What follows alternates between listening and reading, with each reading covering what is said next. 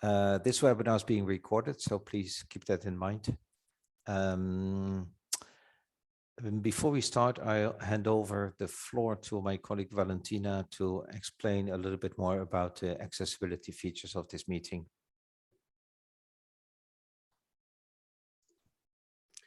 Hello, everybody. I'm Valentina Ferdemondo from AIAS. You should have received as well my email with the instructions for the meeting and all the accessibility feature that we will provide during the meeting. As you can see, we have the interpretation in the International Sign Language.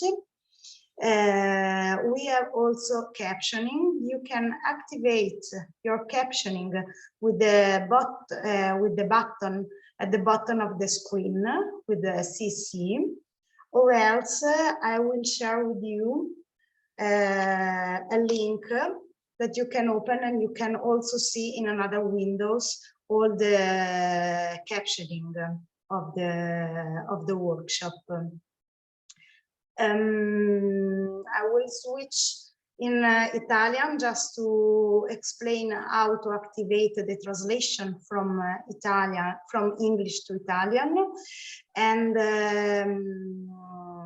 we do not have we do not need the translation from Italian to English, because also our Italian speakers will speak in English, so don't worry about the other translation. Per i partecipanti italiani che hanno bisogno dell'interpretazione, in basso nello schermo potete attivare il pulsante interpretazione, dove potete switchare cliccando il tasto italiano, ascolterete tutti gli interventi in italiano grazie ai nostri traduttori. Se c'è qualche domanda potete scriverla in chat o nel box domande e risposte. Also in English, if you have some technical issue or any other question, please do it using the chat or the question and answer feature. I think that's all. Fantastic. Thank you, Valentina. And thank you already in advance, you and Sophia, for supporting the technical part of this webinar. Okay, my name is Suzanne Martin. I'm speaking to you on behalf of AIAS Bologna Onlus, who is the Shapes partner that's actually responsible for this webinar. We have a great program today. I'll go through it quickly with you to show you the different program elements. As you can see, we will have an official opening and welcome from Malcolm McLachlan, who is actually the project coordinator of the Shapes project, and he's from the National University of Ireland in Maynooth. Then I will do my speech on the four-wheel framework, which is actually quite central in this webinar, and which was produced as a deliverable in the Shapes project. Then Sonia, who is a partner as well of this consortium from Fraunhofer Institute, will tell you a little bit more about the Shapes pilot, so I have a better idea about what kind of technologies are being developed in the project. And then we have a guest from the Association for the Advancement of Assistive Technology in Europe, Maite Ferrando, who will deliver a speech on a presentation on the Cesarios project, which is again, like Shapes, looking into aspects related to the transfer of innovation. We'll have a short break, and then I will hand over to Luc Zelderlo, who will moderate after the rest of the afternoon, which is a little bit more interactive. He's the former Secretary General of ESPD, the European Association of Service Providers for Persons with Disabilities in Europe, and he will introduce the panelists and the guests who will deliver a short speech and then interact with the audience. We hope to conclude towards 4:45. we have some concluding remarks, and then at 5 o'clock, everybody will be free to go. Okay, Mac, the floor is yours for your welcome and introduction to the Shapes project and the introduction to the workshop. Thank you very much.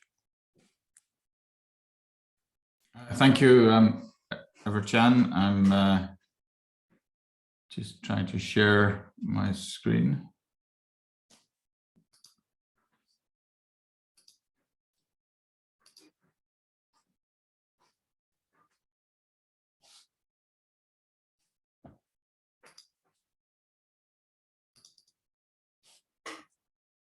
Okay, can you see the screen okay?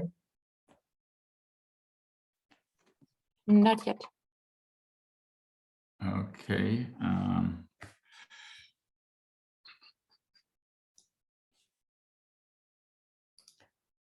Are you seeing it now? Unfortunately not. No. Okay.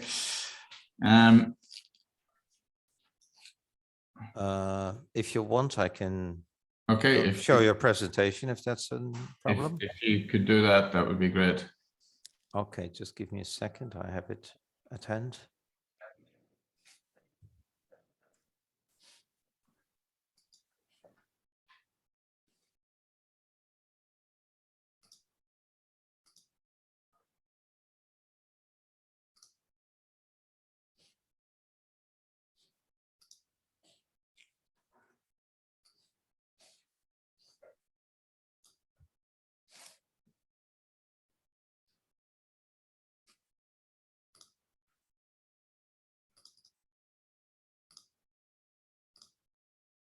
Here you go, Mac.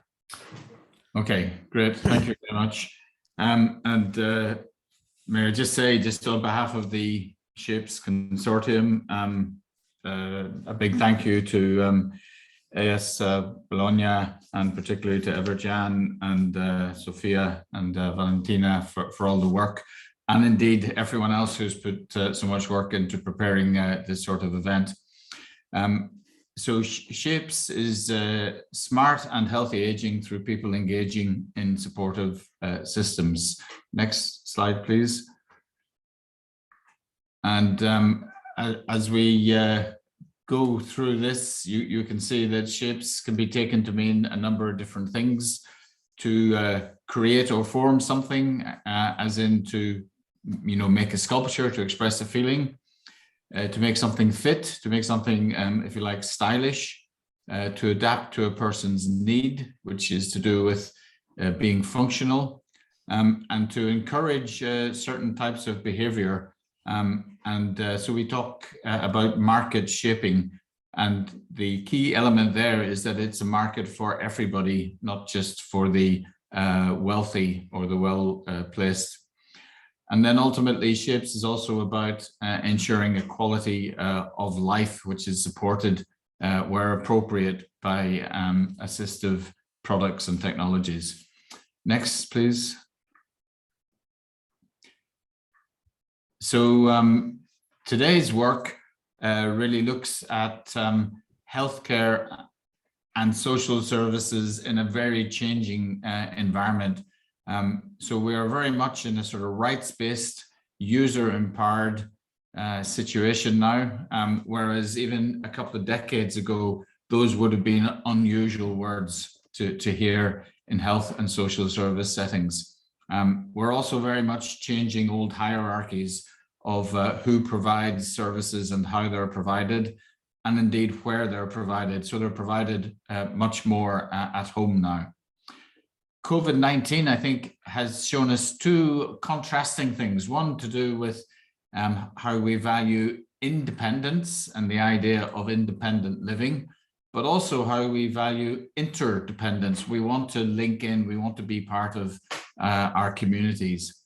And of course, COVID-19 has also brought greater digital literacy, because we've had to, more and particularly older people, have had to learn and become familiar with digitization. So there's a sort of digital bounce that we must try and capitalize on. very often when new ideas, new services, new products are brought to health and social services, they're not integrated. We don't consider how they fit into other things. And in a way, we actually design disintegration because we don't think through the consequences of how things work together. So we want to look at designing things in better and new ways.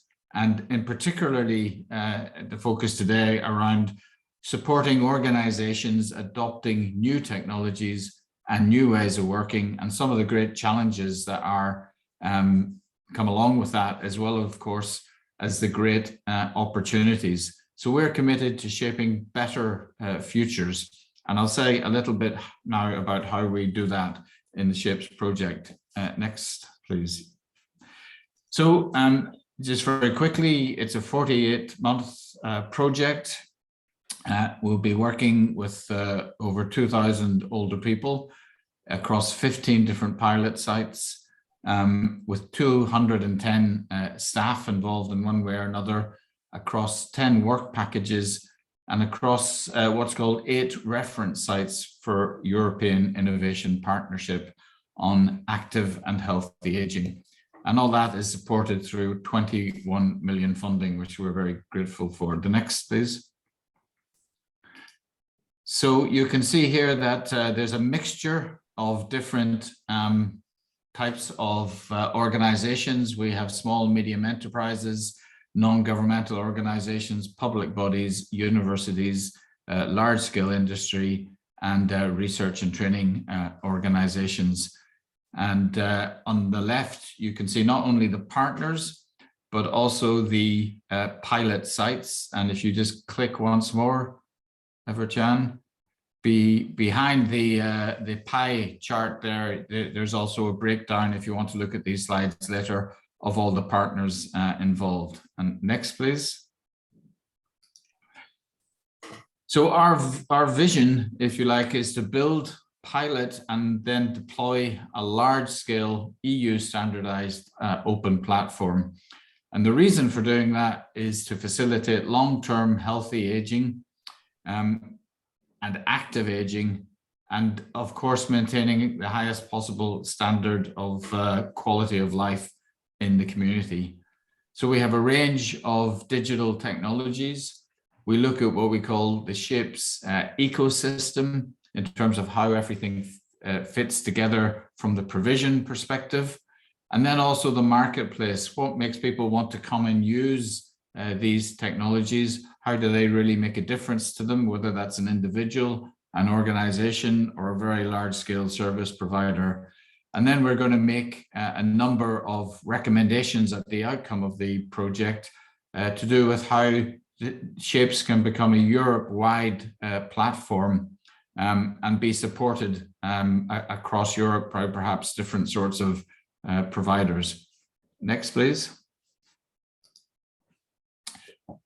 So we have a number of pilot themes, 7 different pilot themes: smart living environment for active aging at home, improving in-home and community-based services, medicine control and optimization, psychosocial and cognitive stimulation promoting well-being, caring for older adults with neurodegenerative diseases, rehabilitation at home, and cross-border health data exchange.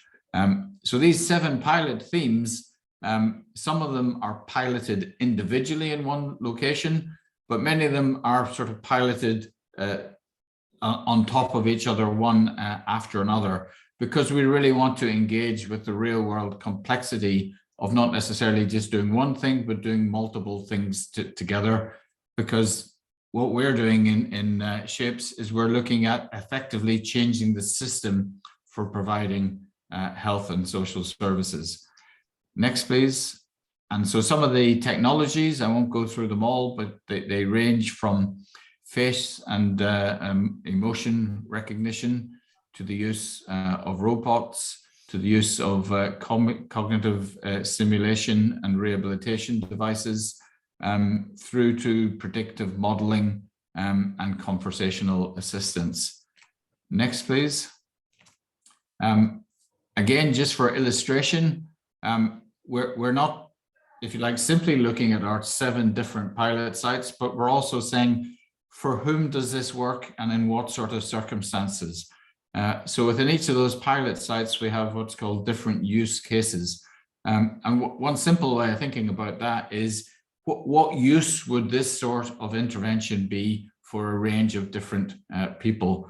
So again, we want to embrace the diversity of reasons that people may want to use these different sorts of technologies or other social solutions as well. Next, please. So I'm just coming to the end, but I want to just reflect over this very difficult period of COVID, with so much starting and stopping and difficulty for service providers as well as researchers.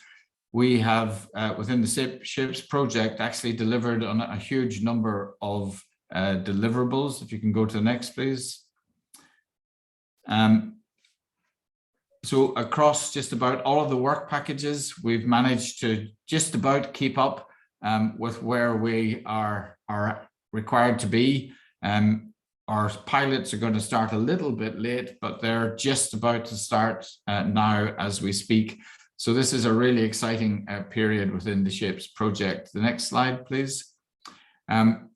Also want to mention something that might come up here would be the important elements of the ethics of doing all this. We're not simply providing technology and throwing it out there. We're thinking through very carefully about the ethical implications for service users and providers. And if you can click down again, please. So this, our 5th dialogue workshop, is our next step in progress towards smart and healthy aging. We're going to achieve this by listening to and learning from others, by sharing our ideas and hopefully getting your reactions, and by collectively thinking through how services, supports and care can be effectively integrated. And by effectively integrated, what that means for me, if I'm a service user, is that it feels like one shared opportunity.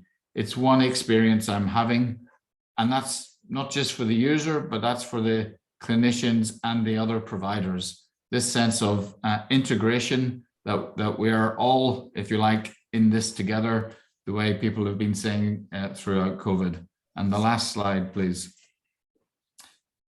So that is some of our social media and contact points. I really look forward to this very important workshop at an exciting time in the project. And I hand back now to Everett-Jan. Thank you very much. Thank you, thank you, Malcolm, for your introduction. That was very helpful to get a better idea about the project. I'm going to share my screen again to start with my presentation, which is this one.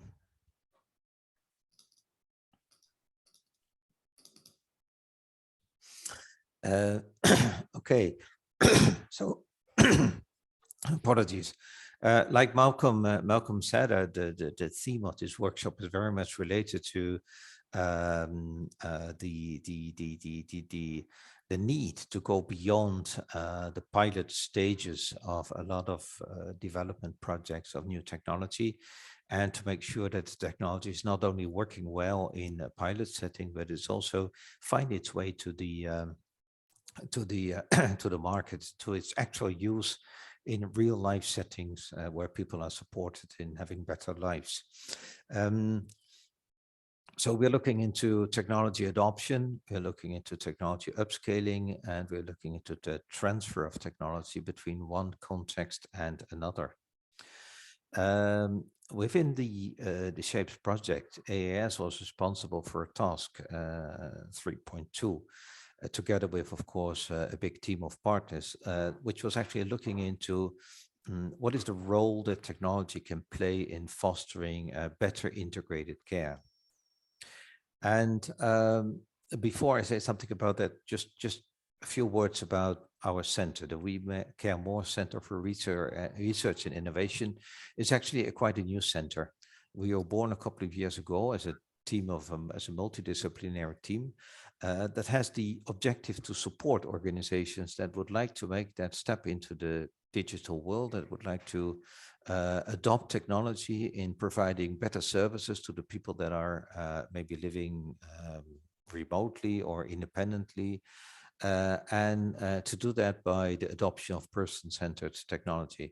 When I speak about person-centered technology, I'm basically speaking about technology which is very close to the people, which is actually either directly used by the service users or installed in its immediate environment. So you have to think about technologies that actually collect data from a person's home or a person's living environment, retrieve information from the person, him or herself, and share that with a network of an ecosystem of caregivers. And that's also why we call it integrated care pathways, because very often technology offers the opportunity to make actually to value the inputs that all members in the care ecosystem can give to make a better care plan, and also to support the person in a more complete way. So there's a clear link here between person-centered technology, PCT, and the development of integrated care. As already mentioned, PCT, so person-centered technology, allows for retrieving those data remotely and through algorithms, interpret them and give them a meaning, and also share them with people that, of course, have different authorization levels given by the patient that is actually supported, so by the data owner, and distribute those data. It's also about communication between stakeholders in the care ecosystem. In integrated care, the communication function between the different people that have a role in that care ecosystem is fundamental. So technology can support that process as well. And further, PCT allows us to deliver care where and when it is needed. So it's not longer related to, okay, you have to go to a specific place to be visited, but actually you can, for many aspects of your care process, remain where you are in your own environment. This is, of course, fantastic also to avoid the institutionalization.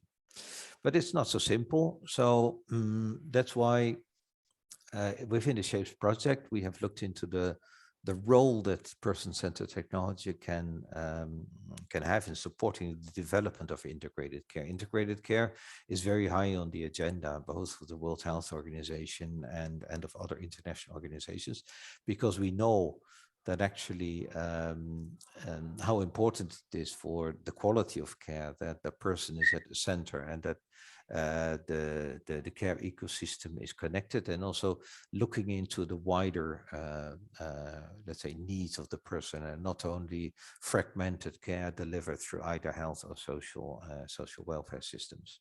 So now within SHAPES, technology is developed, but we decided also to look a little bit outside the consortium and to try to understand how they have used person-centered technology, but not only how they've used it, but also the difficulties that they have experienced in adopting PCT after a project or a pilot phase.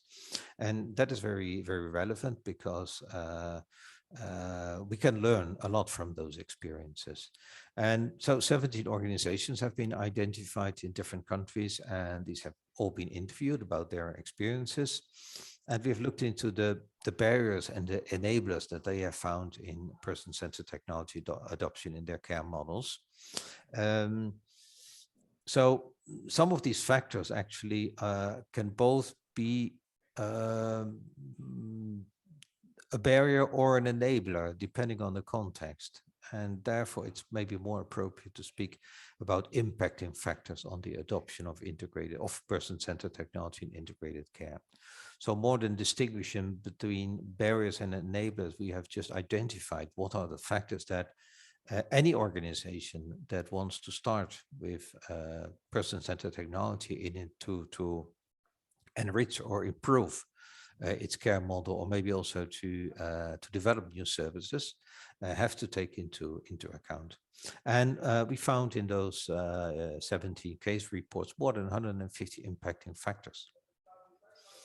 So the next step that we did was trying to cluster those factors in thematic domains, because of course they're all looking into different aspects of the technology adoption, and also in the phases of the adoption process, because not all factors are relevant in the development phase, or in the implementation phase, or in the evaluation phase. And having done that, and I'm going to show you in a second the model, which is the outcome of that, we've also tried to prioritize the factors to try to see which of them are really core to consider, because to a certain extent you can consider all these factors also potential risk factors. So the idea is not so much that you that there for each factor there's one solution, because the solution is very context sensitive, but the important thing is that the factor is actually addressed.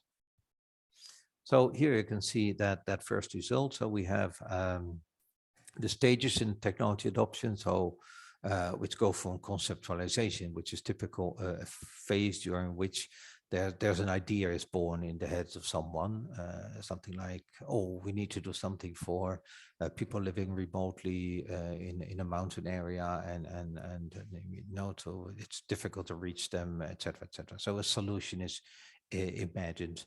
Then the contextualization phase, which is kind of a feasibility study, where we look into whether the possible solution that is identified is actually compatible with the existing health and local and care systems, cultures and practices, and also whether there's financial sustainability.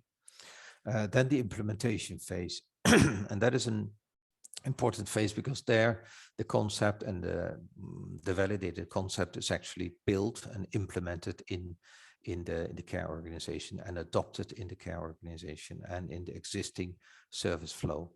And then, of course, like any innovation, there has to be evaluation as well, because we are interested to know what are the outcomes are. What did it actually change the technology adoption, and how can we measure outcomes and impact? And there, of course, if we see that the technology works, then the next questions are, how can we scale it up, or how can we transfer it to other regions or other target groups or settings. Now, for each of those stages, we have these domains of impacting factors. So the 150 factors are all belonging to either one of those domains, which means that you have to look into the target groups and needs, into the policies, and in the vision, the values, and the goals of your organization. When it comes to the contextualization, we'll typically look at the context where you're going to implement the technology, and also the economic factors. And then for the implementation and the development, it's important the human factors, the technology-related factors, the design of the solution, the process management, but also, and this is often forgotten, the good information and communication with all the stakeholders that the new solution is being adopted. And for evaluation, it's not just about outcomes, but also impact. Impact is a little bit more long-term idea. Now, if you put that in a framework or in a model, like you can see here, it's the 4-wheel framework. We have called it because it's actually showing 4 wheels that in turn turn around. Because innovation comes as a cyclical process. So once you come to the evaluation stage and you have identified that there are aspects that need to be improved, or that it's possible to do more, then again, the whole process would actually start all over again with sort of a concept of a solution, its validity, its feasibility, then the implementation, and again, the evaluation. So this model is actually can be used in different ways. I'll come back to that later. But before I do that, a couple of words more, and also to make it a little bit more concrete about the factors that have been identified as being particularly important. So the core impacting factors that need to be considered. And that is done by, again, by setting up focus groups with stakeholders and workshops. And so the result of that, and also an online survey, is that these are, by that community of experts, considered the most important factors. So the beneficiary group is well defined, as you can imagine, but also their needs and their interests are well defined. And it's also across all care domains. And the concept solution is person-centered. Then, of course, everybody needs to be on board. So in the contextualization phase, you would typically discuss it with all stakeholders and to consider their feedback. And it should meet the expectations and the needs of the final beneficiaries. And then it should lead to some form of efficiency, because if it's only increasing costs and doesn't to a certain extent improves the way, not only the way, but also the costs related to how the care is delivered, then of course it's we might run into other troubles and barriers. It should be functional, it should be safe and secure, and easy to use, and with intuitive interfaces. Then the evaluation stage, it's important that data can be collected so that there's actually a measurement of impact, that there's a positive impact in terms of healthier lifestyles and higher outcomes, that continuity of care can be guaranteed. For example, we've seen the COVID pandemic, what it means if all of a sudden everything has to be changed or put online. So the continuity aspect is an important factor and then that patient data regarding adherence to treatment and medication can be collected, because that remains a very important point. So these are the factors that by our panel has been considered as particularly relevant out of the 150. We even brought it further down to 4, and that is because we wanted to formulate some recommendations for the SHAPES project, and that is so from out of that list that I just showed, these are the 4. I'm not going to read through them again, that are actually considered to be the most important ones. So the matching the needs, the functionality, the impact on lifestyle, and the efficiency in care. So what can you do with this 4-wheel framework? You could think about developing a further framework that supports and guide technology adoption. For example, making sure that factors are actually considered in the conceptualization stage, that they're analyzed in the contextualization stage, that they are managed and under control in the implementation phase, and that they are assessed. And this can become then, of course, a sort of a framework which can help organizations to make sure that they have done what is needed to consider. You can also use it to manage better change in organizations. So out of this, we have also drafted this is not yet validated, but drafted a sort of a compatibility check where the main factors are again are phrased or formulated as compatibility requirements. And again, here organizations can, if they want to have a more rapid check of whether what they, for example, want to transfer from one context to another, whether it actually fits into their specific setting, then this compatibility core item checklist can be very important.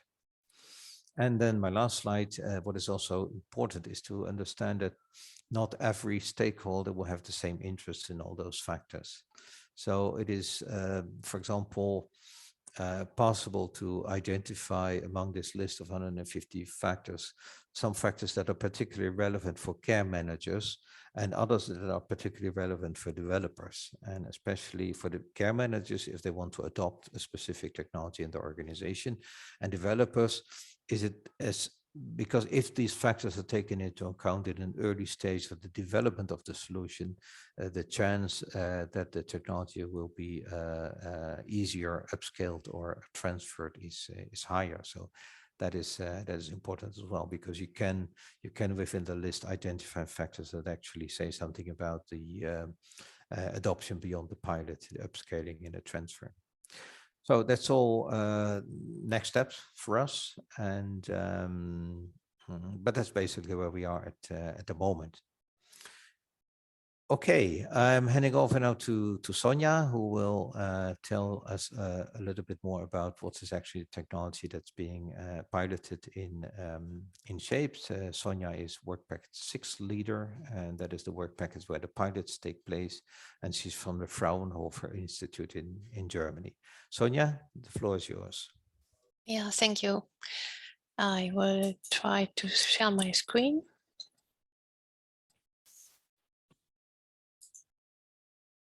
I hope I have more luck than Mac.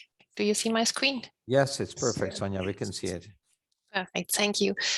Yes, I've got the pleasure to tell you more about the different digital solutions within Shapes and how they can help older people in their very different life situations.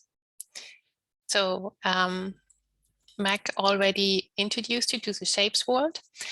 And now I would like to show you on the one hand the technology we have in Shapes, which is, for example, the smart home area where we can include technologies which makes the life at home more safe and secure and also more comfortable. We have many digital health solutions. We've also smart city elements, for example, regarding information about transport or events, and also digital network technologies like video conference tools. And these technologies can be combined in many ways, specific for the different areas of life where they're needed. For example, at home, or if the person needs healthcare, that they can also help. Or if the person would like to get to know their neighborhood, then we have got technologies. And also if they just want to stay in contact with family and friends.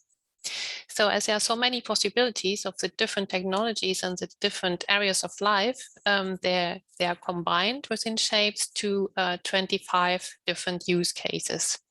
Now I would like to show some of them to you.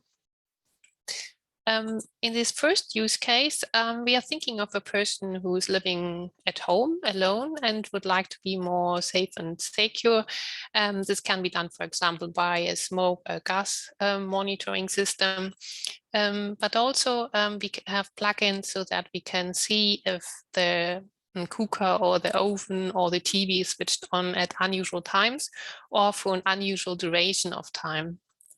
The person is also having a wearable so that we can keep track of the physical activity and also the heart rate. And if anything unusual occurs, then a predefined contact will be alarmed so that they can take action. In another use case, we are thinking of a person who is generally healthy, but would also like to stay healthy and active for a long time. And as such, they would like to monitor their health parameters to see if something has to be improved. This person also has a wearable to keep track of the physical activity and so their heart rate. And with this data, we can also see the sleep quality of this person. Additionally, we have 2 apps in this use case for the water and nutrition intake. They also have some questionnaires where we ask them about their well-being on the respective day. And with all these data, we will analyze them, and then the person gets reminders, for example, to drink more or to take a walk, but also very specific recommendations regarding their lifestyle and how to improve their health. In this next use case, we are thinking of a person who would like to go out more, meet people, get to know more people in their neighborhood. So we have integrated smart city elements. For example, with this, they get information about an event at the museum or a sports club or a music group in their neighborhood. And they also see on the tablet or smartphone reminders to go to a specific music group, for example, and also get the information how to get there and what to bring, for example. Additionally, this use case includes a video communication tool to stay connected with their friends or family members. Here in another use case, this is more dedicated to person with more serious health problems with chronic diseases like heart failure or diabetes, and also with multimorbidities. So we have to monitor these persons more closely.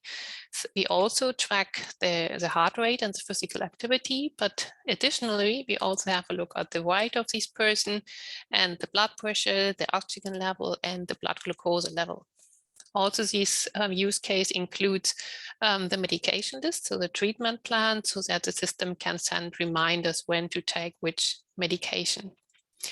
And all these data is analyzed. And for this, we have got a predictive algorithm in Shapes so that we can alert the caregiver if something unusual occurs so that they can take action. Here in this use case, it's more in the direction of the psychosocial well-being and cognitive training. For example, we have an app, the dance move, where the people can use a dance map. They have to step on it and move, for example, along the arrows in the blue direction, the red direction, left, right, up, down. And with this, they have both physical exercise and also a cognitive training. This combination of physical training and cognitive exercise is also in long-lasting memories care. And there's an exercise going in the direction to improve the cognitive functioning of the persons. In this area, we also have a social robot called Ari in our use case.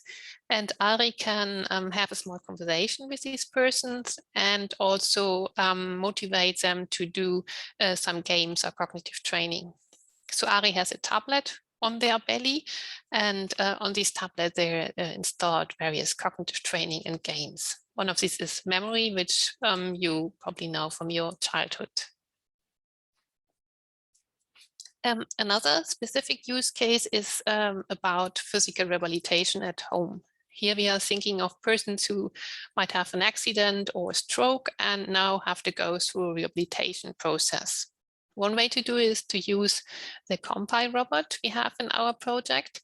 The robot has a voice assistant and can lead the person through the rehabilitation process, and also has these handlebars so that it can help also with the first steps. Additionally, we have got a 3D depth camera. So if the person is doing the exercise in front of this camera, the camera sees how the exercise is done and can give instructions and feedback to the person if they have to change something in their exercise. Here in this use case, we are thinking of persons like, for example, person with chronic diseases who would like to travel abroad. And they can use the eHealth Pass, which includes an electronic treatment plan with a medication list, for example. It also has a health monitoring system. So if the person is wearing a wearable, it includes the heart rate and the physical exercises, and also it can include more devices.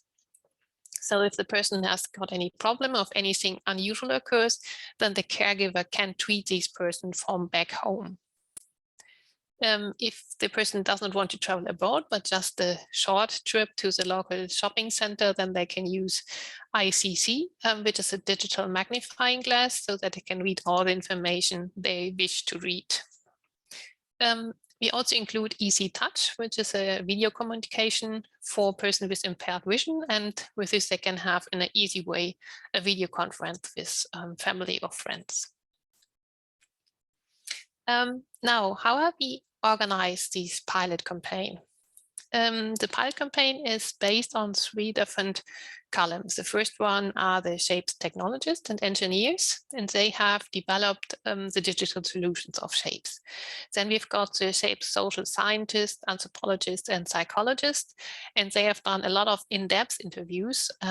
With this, they have created several personas, which are a sort of summary of the different needs of the older persons in Europe. And for each of these personas, they have created user stories, like a day in the life of these persons. And all these together, the digital solutions, the user story, and also the specific situation of the pilot sites has led to the creation of the 25 use cases, which Mekas already showed you. For each of these use cases, now we go through the same process. We start with the mockups so that the technical partner get feedback from the users. Then the prototype were developed and tested. So once again, they got feedback from the users. And now comes the time where we do the ultimate test, and then the 450 participants all over Europe can test in real life situation the shape solution. So for us, it's now a really exciting moment, because when all the different puzzles of shapes come together, the technical solution, the overall platform, and also the specific situations, the pilot sites now also have to be combined. And we hope that in summer now we can see it work in real life. We have done a lot of co-creation processes to make sure that it's really what the users want, but still the first pilot site is really for us exciting to see. So with these words, I come to the end of my presentation. Thank you for your attention.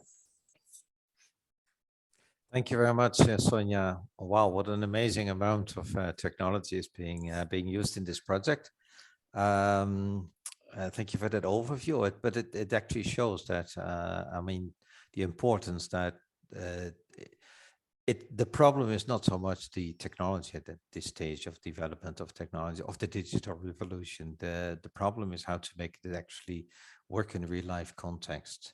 So we are also very much looking into what will happen during the pilots, but even more, we're curious to know how do we actually bring this technology then into care organizations that it's actually used.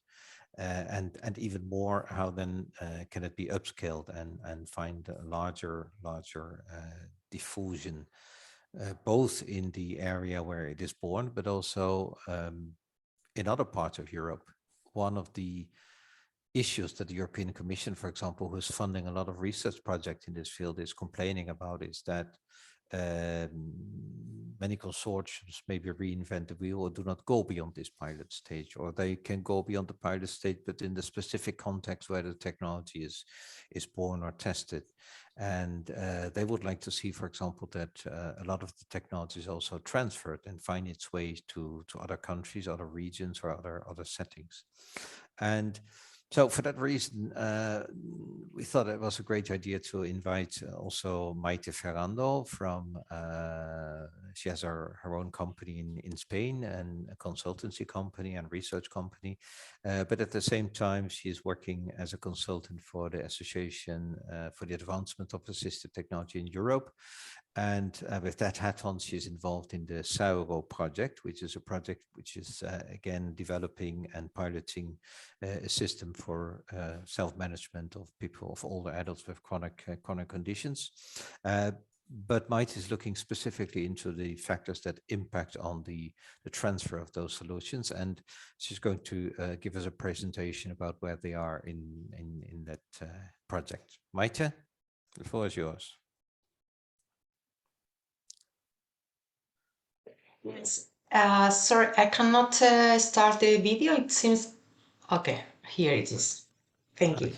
So first of all, thank you very much for organizing this really interesting workshop, and of course for inviting me to present what we are doing on trying to identify and try to move forward on this transferability process. Should I share my presentation, or yeah, if okay. you can, if that's difficult, I Yeah, can share sure. it. Okay.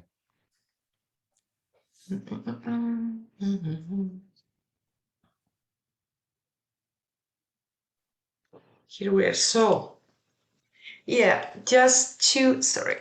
Yes, we can see. Is it visible for everybody? It's in presentation mode. Yeah, okay, wonderful. So just connecting with your previous comments on the current situation of the, let's say, pilot obsession in Europe. The reality is that there are a lot of pilots being implemented and funded, in particular by the European Commission, but not only, also for by regional and national funds. And most of these pilots are really working well, are being effective and demonstrating impact on quality of life and lots of health outcomes. But despite this quantity of investment and efforts and experiences and lessons learned. Most of these solutions are developed at OC and are taking part of these pilots, but in very limited situation, in very limited cases, they are really scale up and transferred to maybe different contexts or regions or countries. So that's why within ProTransfer, that comes from a previous knowledge and work done in European project named PROACT. It's why now we are like building on this knowledge on the process and the factors that influence on the transferability process. And we are trying to not only identify these factors, but also support those organizations willing to transfer solutions already there, already existing, already working, already being piloted, to move forward and to be part of this real implementation and responding to real needs. So transfer is just responding to the situation and just bringing together this experience and lessons learned about implementing and adapting ICT solutions, but also it's based on the knowledge on implementation research, which is for decades, for years, has been working on the identification of key factors, different intervention innovations in health, to move evidence-based intervention from one specific context to another. So as a result of all this, let's say, knowledge and bringing all this knowledge through different stages, as part of this project I mentioned before, which is named PROACT, we developed a specific, let's say, model for the transferability of digital solutions, in particular, supporting integrated care, but not only, in general, enhancing the effectiveness of health and social care in Europe.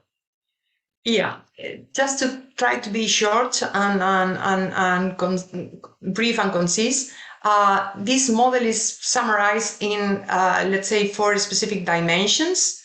These dimensions are like summarizing or bringing together the relevant and essential factors that could influence on the positive and negative way this transferability process. I've seen from the previous models on the adoption of person-centered technology quite similarities, because at the end it's not only adoption, but also when we are analyzing the potential to transfer solutions, that same factors, common factors become relevant.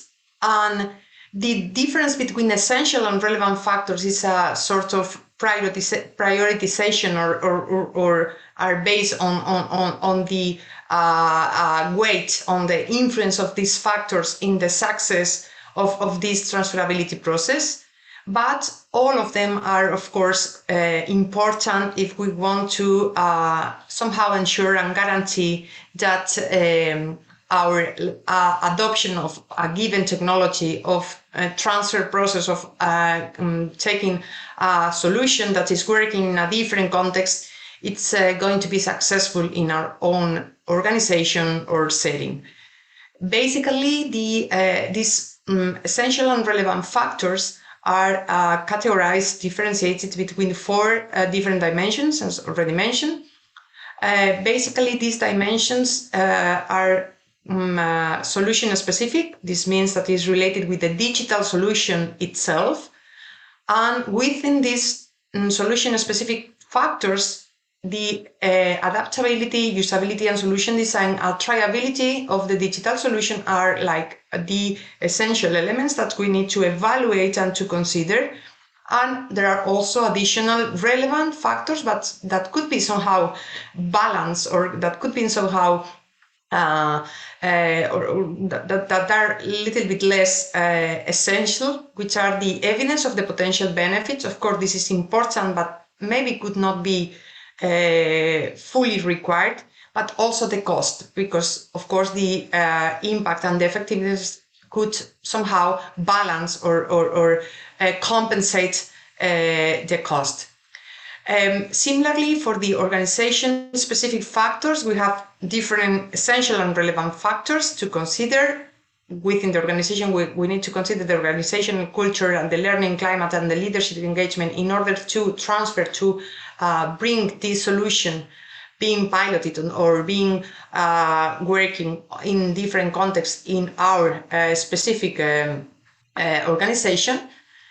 And again, different relevant factors should be also considered. And then we have the process-specific factors, engagement mechanisms, formalized internal leadership, and participatory execution and evaluation are considered essential factors that we need to evaluate and we need to adapt if we want to be successful with this transferring process. And of course, we also have relevant ones like the engagement of opinion leaders and the planning. And finally, we also identified a relevant factor within the individual specific. This is related with the staff, the workers, the users that will be finally making use of this solution to be transferred, to be considered as part of the elements that we need to evaluate before these transferring processes, and that we probably need to work with to ensure that this transferring process is successful. With all these, let's say, factors identified, what we are at this stage working on is the development, the preparation and the pre-testing phase of a tool which is called ProTransfer, which aims to self-reflect, which aims to make a sort of self-assessment about this potential and the key and the self-assessment of the key elements that are somehow essential and relevant for the success of the implementation of a given solution in our specific organization or context or even region, if we are trying to transfer a digital solution led by a regional organization. As mentioned, of course, this potential for transferability is evaluated through the 4 dimensions that we have previously mentioned. And these 4 dimensions are then evaluated by making specific questions that represent the appropriateness or the current status in our organization, considering this specific solution to establish, let's say, the situation at the time of transferring.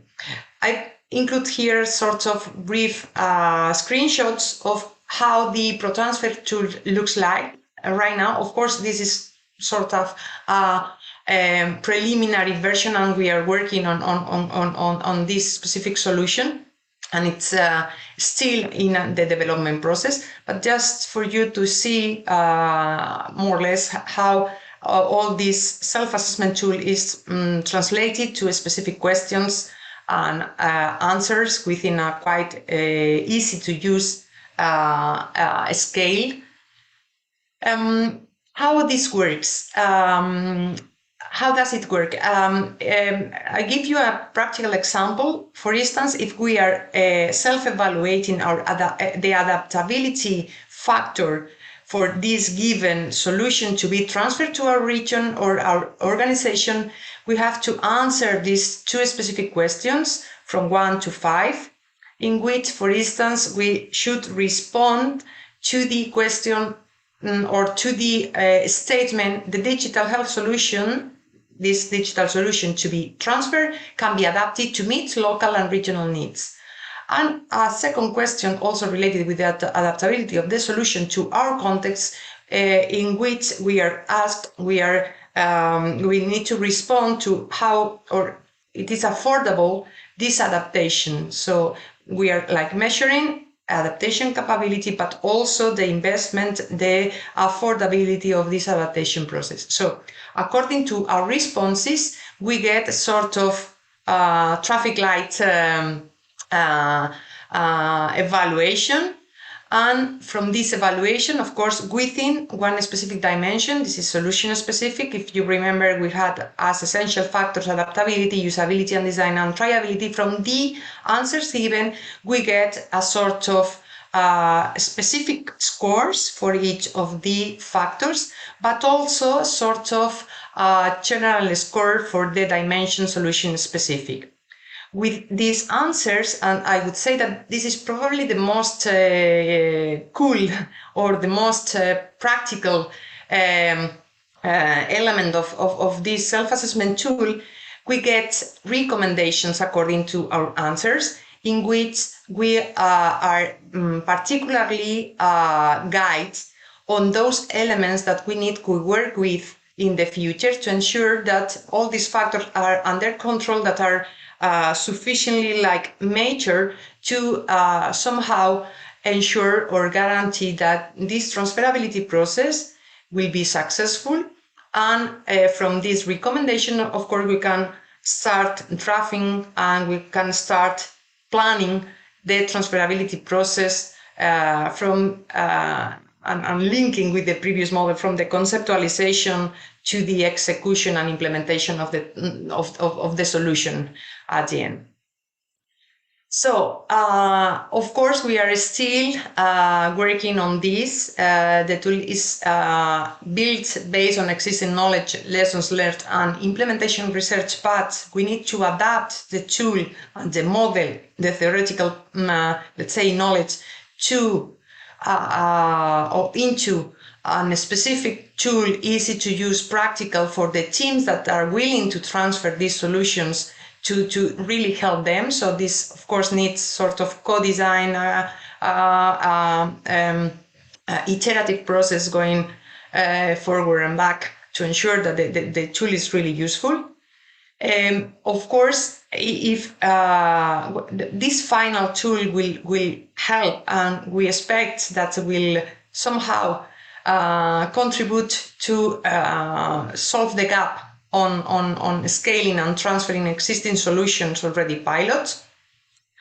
And of course, because it's still an ongoing and under development process, if you wish to keep updated on the release. And also we are planning to implement different workshops and co-design and updating activities. Please keep tuned and follow our news and updates on the website of the project, where everything should be updated and disseminated. And thank you so much. Thank you, Maite. That was fantastic.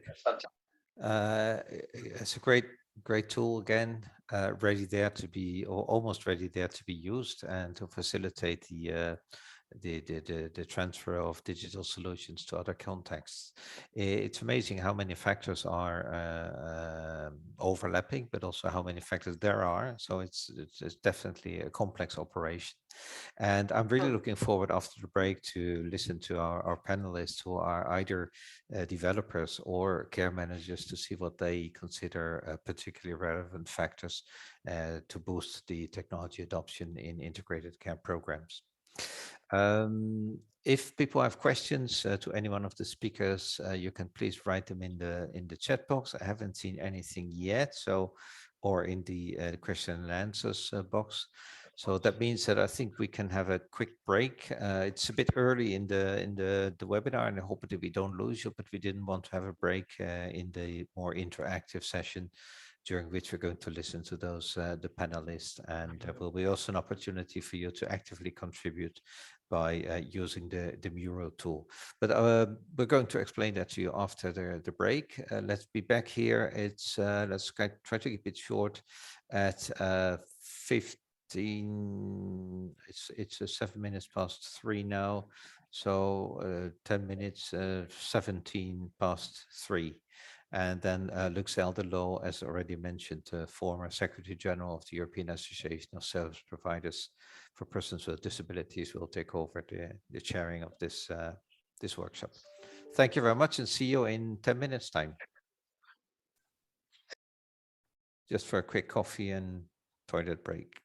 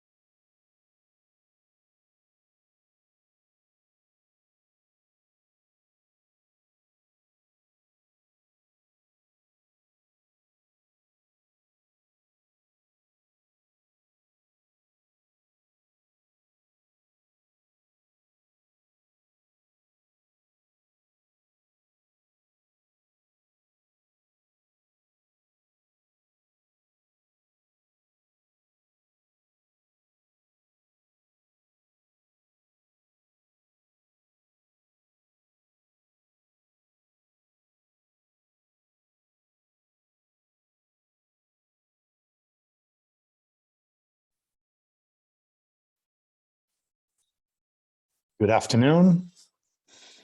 Maybe the organizers could give me video. Thank you very much. Luc, you should switch on your camera, I suppose. That's what I did, but the host has stopped it. Oh, okay.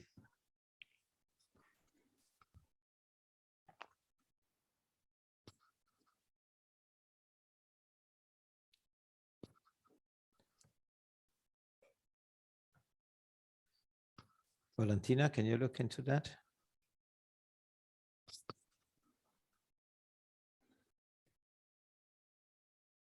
The colleagues, in the meantime, you maybe can slowly return. In the old days, we said, please return to your seats. We're going to start the second part of our program.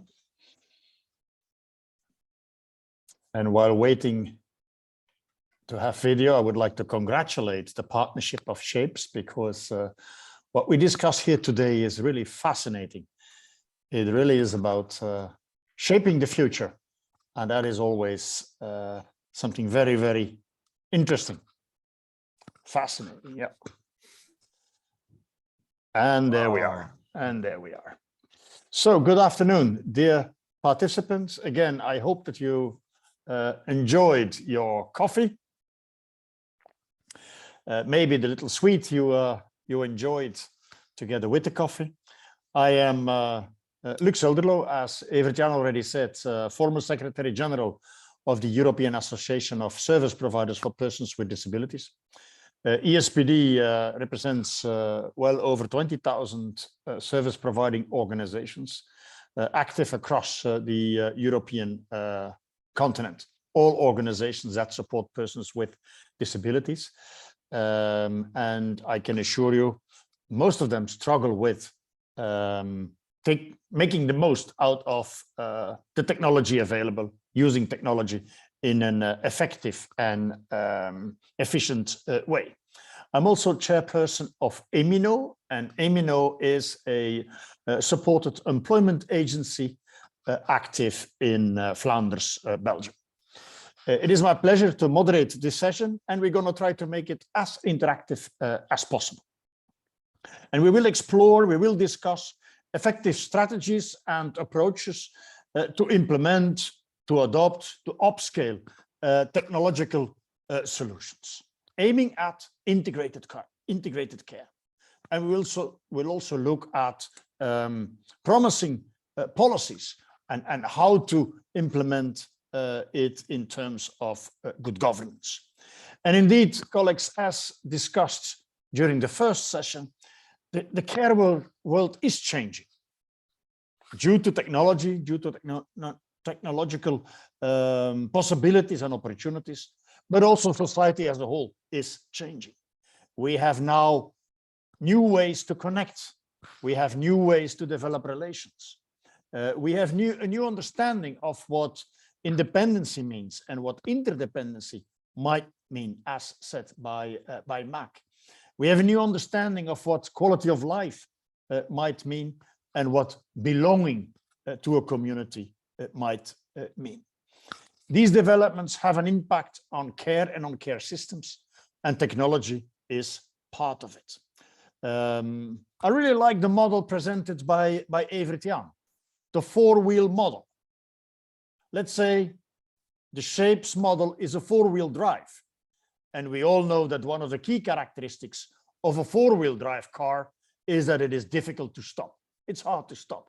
And that is, I think, a fair and a right ambition. Technology might not be the problem.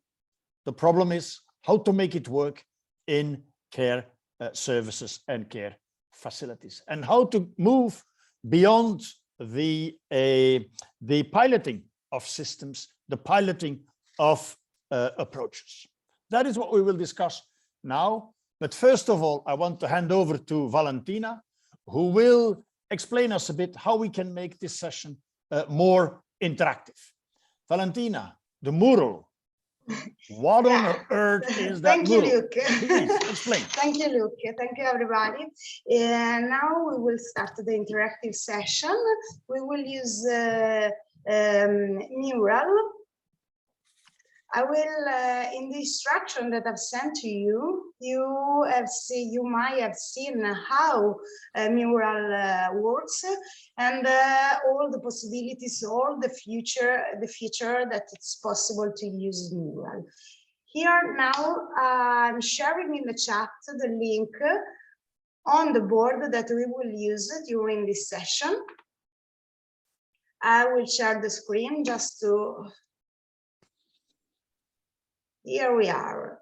You should have the possibility to join. We will have two basic parts of the mural. The first part is the strategy. What strategy would you recommend to developers to increase the likeliness of the large scale uptake of their solution? You can put during the presentation and afterwards each presentation, you will have sometimes to write it down, your questions, your thoughts, your idea, and whatever you want to share with us and with all the other participants. You can move on the board just sliding on right, left, up and down to put a note. Just double click and you will have a note appears and you can just write here. It's very easy to use and I hope everybody can join on this interactive session and share your opinion with us. So we will make the second part of this workshop very active and interactive. Okay, thank you very much, Valentino. Let's hope that works. And of course, we have the chat box as well. If yes, of course, people want to use the chat box. The chat box and the question and answer box. So use whatever you prefer. And there will be also Everton that will help us to collect all the ideas and all the topics that will emerge and will help also Luke to collect and to analyze what will be the outcomes of the session. Okay, perfect. Thank you very much, Valentino. And I hope that people will send in a tsunami of messages, questions, and reactions, because we might have, and we do have, 4 excellent speakers that will now bring their contribution. But we have also in this room over 50 top experts. There is as much knowledge in the room as in the group of the presenters, I think. So please, let's try to unlock this knowledge and this expertise. We have 2 parts in our session here. We start with listening to developers, 2 speakers. After their 2 brief presentations, they have each 7 minutes. We will have 20-25 minutes for discussion, for question and answers based on what you send to the mural or to the other platforms. And then we have a second part, a second session with 2 speakers. They will bring a manager's perspective. And again, afterwards, 20-25 minutes with you in a more interactive setting. So without further ado, let's start. And I would like to introduce the first speaker to you. That is Madame Barbara Guerra. She is the Chief Operations Officer at Engineering and has a significant experience in the business, marketing, and sales operations involving digital solutions and technologies for security, emergency, and healthcare markets. Barbara, you have the floor. Thank you so much, Luke, for your kind introduction. I will try to share now my screen. I hope that you will be able to see it.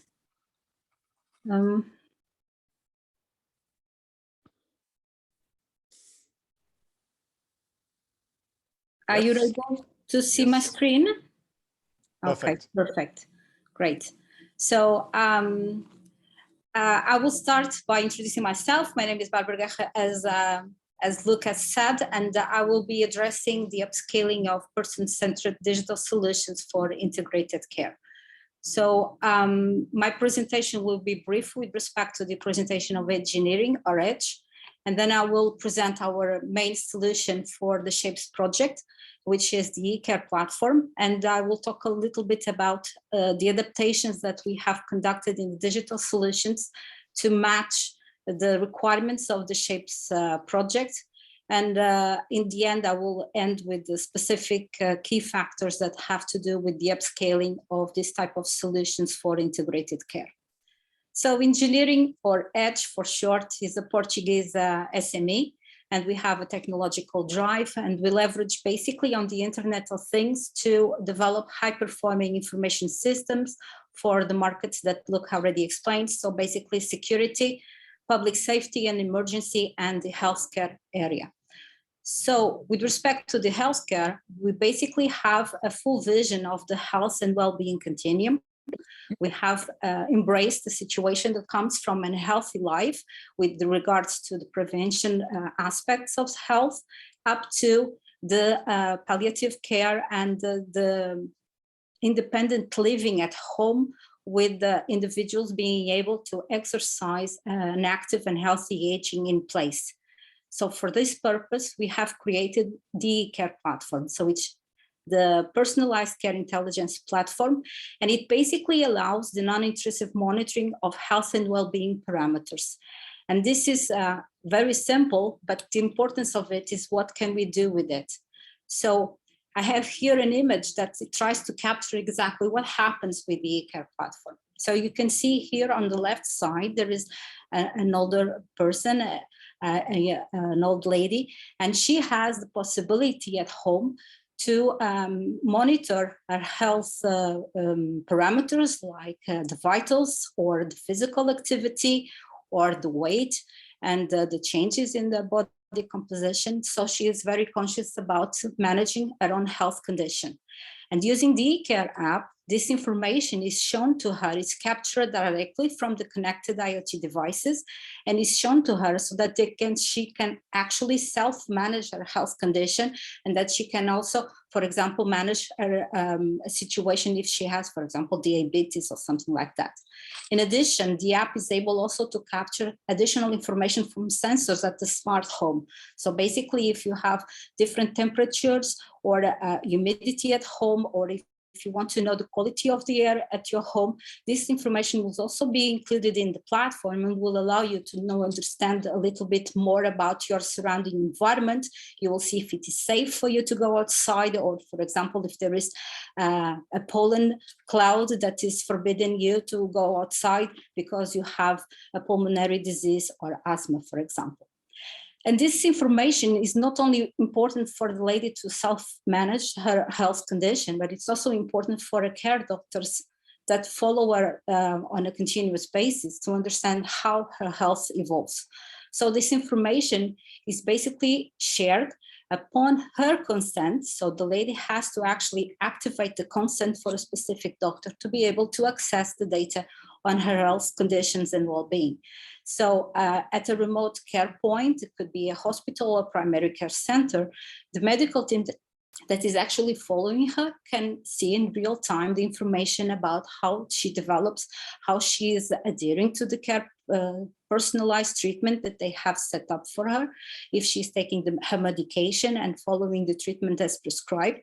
And if something unusual happens, like a detection of an unusual vital sign or any sign that deterioration of a medical condition is happening, then the medicals are able to early detect them and act promptly, just by adjusting the care treatments or by adjusting medication, or simply asking her to come in for an unscheduled visit. So basically what eCare provides for all these users is for her better improved health outcomes and quality of life, For the doctors, there is efficiency gains on the delivery of healthcare to their patients.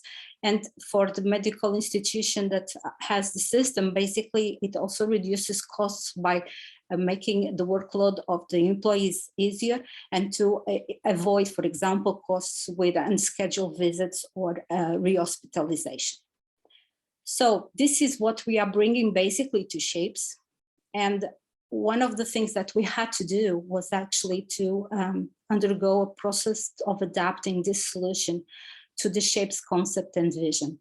So in the bottom, you can see here that we have a very thorough process of co-creation and co-design together with the stakeholders of Shapes.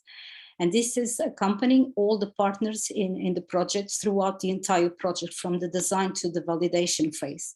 So based on this, we basically are bridging the situation between the developers, the users, and the healthcare organizations, or at least the clinical practice that is in place to ensure that the needs of those users are always met. So based on this user perspective, we have created a number of sets of results. From here, you can see some of them, the personas, the user requirements, specifications, also guidelines about the user interfaces, and then the use cases that Sonia already extensively presented very well about how this is done. So once we had this basis to work on, it was time to adapt the digital solutions to match the requirements of the use cases. And a lot of work has been done. So not only did we identify different digital solutions to support the use cases, as you also saw in Sonia's presentation, because in Shapes, we do not believe that one solution fits all. So we understand that people are definitely going to use several apps and several digital solutions to support their needs at a specific time in their lives, and that those needs change with time. So also these applications need to change. And what we have done is that for each use cases, we have selected a specific set of solutions. Within those solutions, we identified specific modules or functionalities that would support those. And then we started adapting the digital solutions to meet the requirements of the use case. So it was a little bit more here. I'm just capturing the fact that there was a clear adaptation to the look and feel of Shapes with the additional specific elements that had to do with the conduction of the pilots and the use cases, but it was actually a very thorough work that had to be done to adapt different digital solutions to what the use cases required. And basically, we have now concluded a large part of the work with respect to this. So we have phase 1, 2, and 3 completed.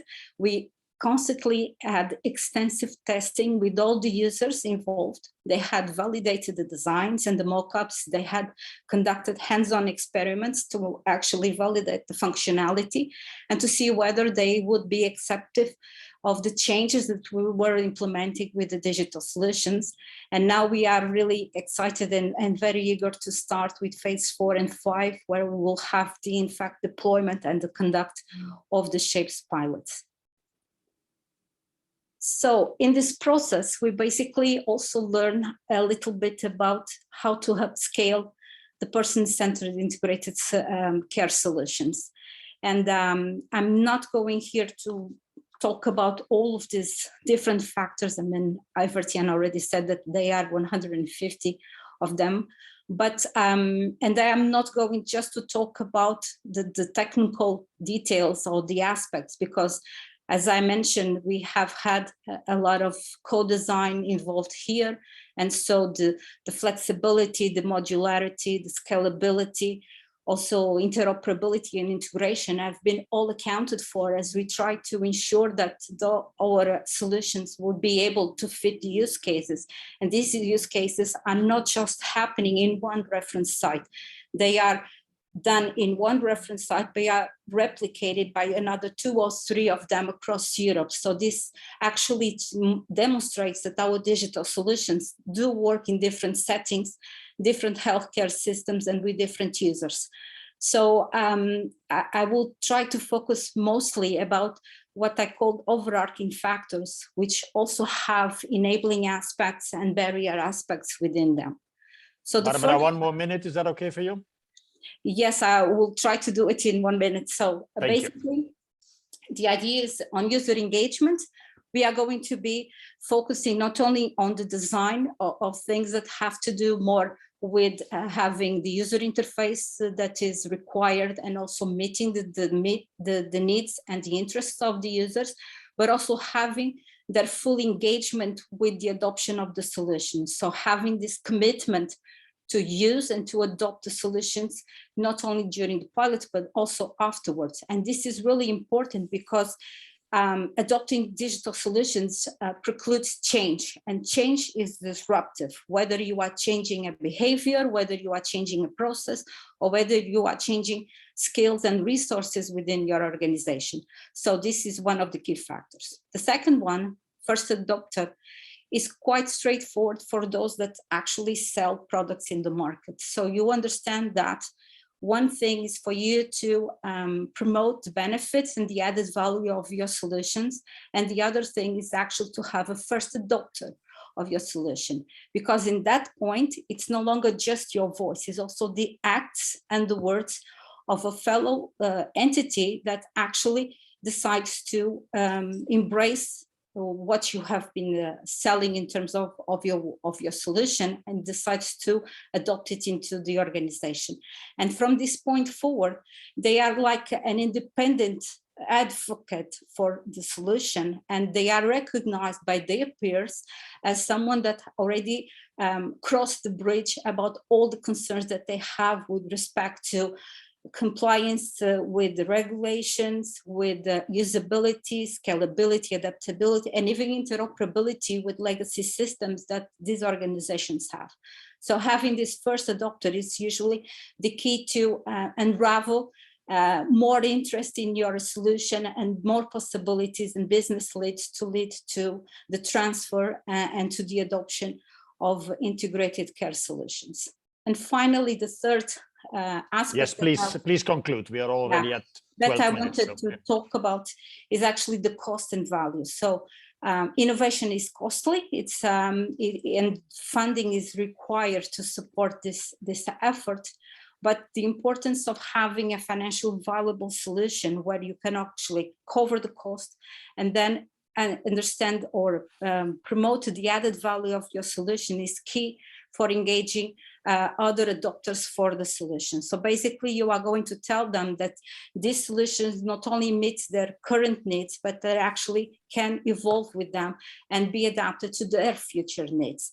In these terms, they basically become not a cost of acquisition, but actually an investment and even a possible generator of further revenues for these new users or these early adopters.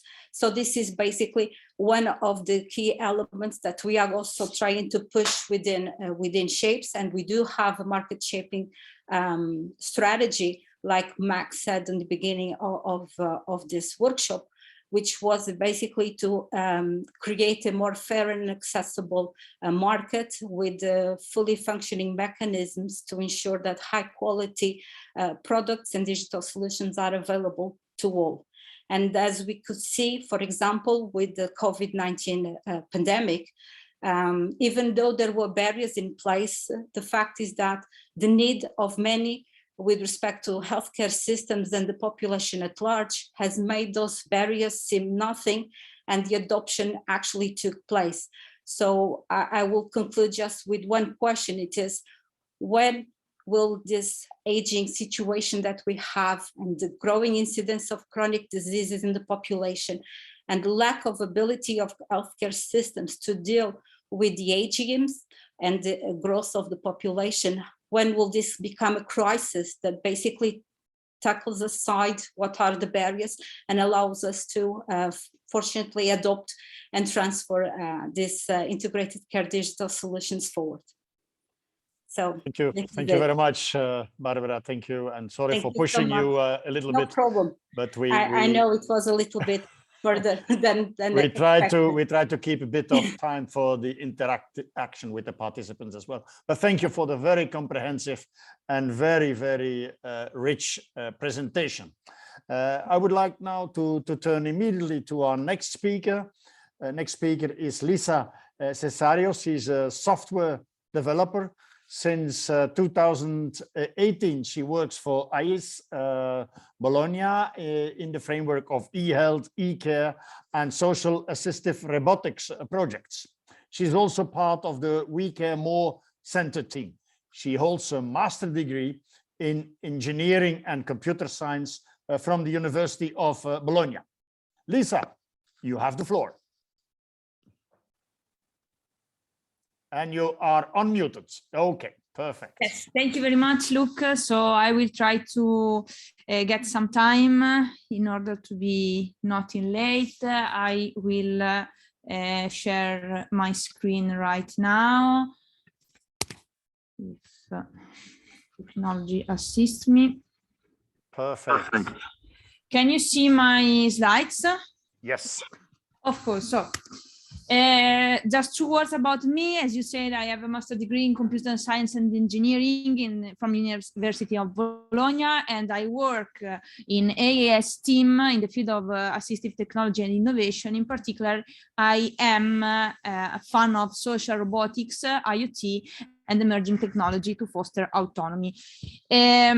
What can I say? Instead, I decided to proceed my presentation in this way. Instead of presenting first our works, AIAS works, and then see what are the most important factors by me, I will present the factor that is most important for me, and then I will present our project in relation to that factor. So, for my side, this is my opinion, the most critical factor of the 4-wheel graph that Everton showed you before is the human factor.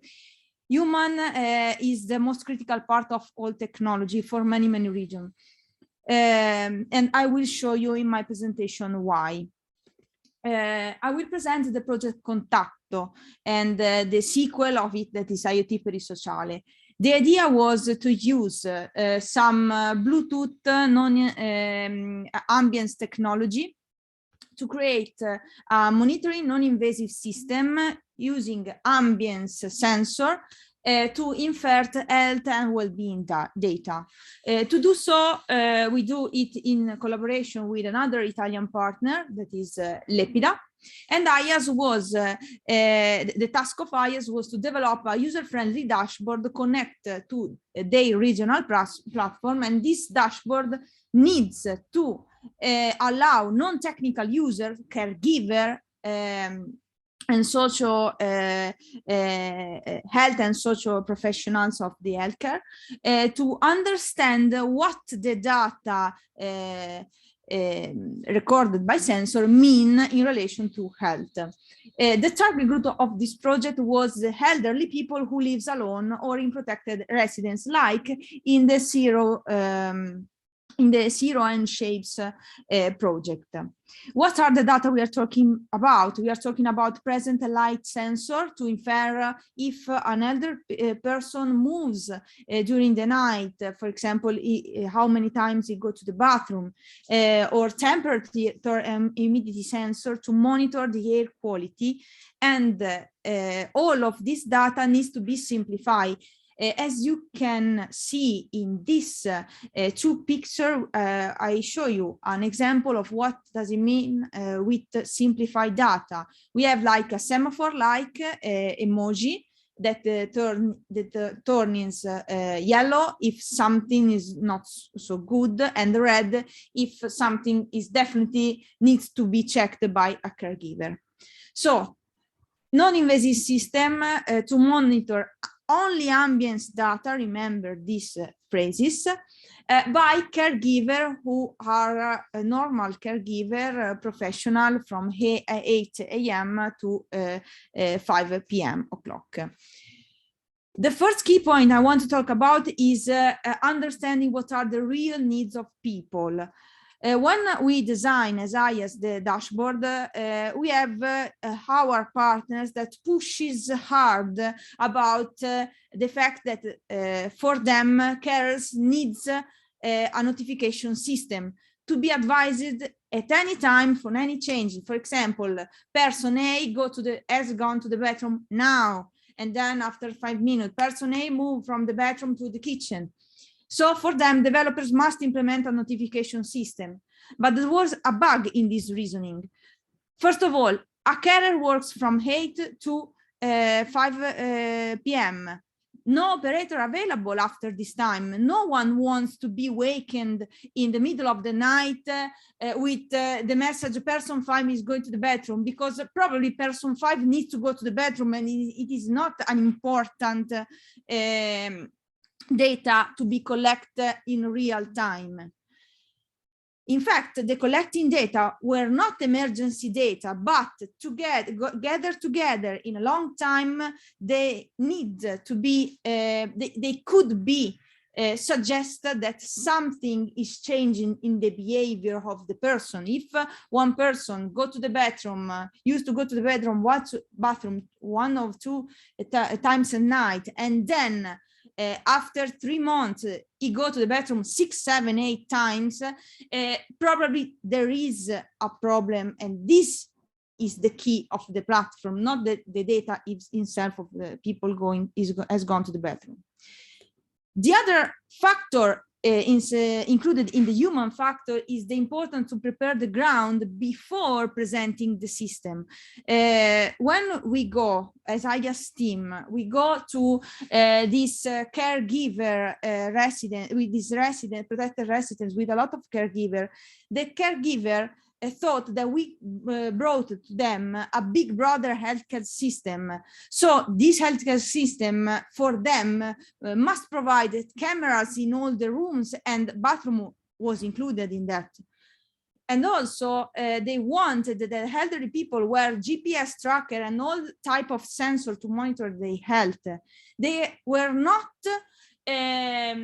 conscious about what we were taking to them, because the boss of this project decided that we need to go there at that time, and they decided that caregivers need to use the system. But the reality was that they don't want our system. They weren't conscious about what our system was. When we explained what the system was, so ambient sensor, not real-time data, not cameras, not wearable sensor, they feel forced to use the system. There is a fatigue to learn that system. And also there is the unperceived usefulness. Who cares about that? Why I need to use that? And their focus was to ease their work. So they want sensor because they don't want to take that data. I will conclude. I have only 2 slides left and 30 seconds. That humans have the ability to use the technology in awkward ways.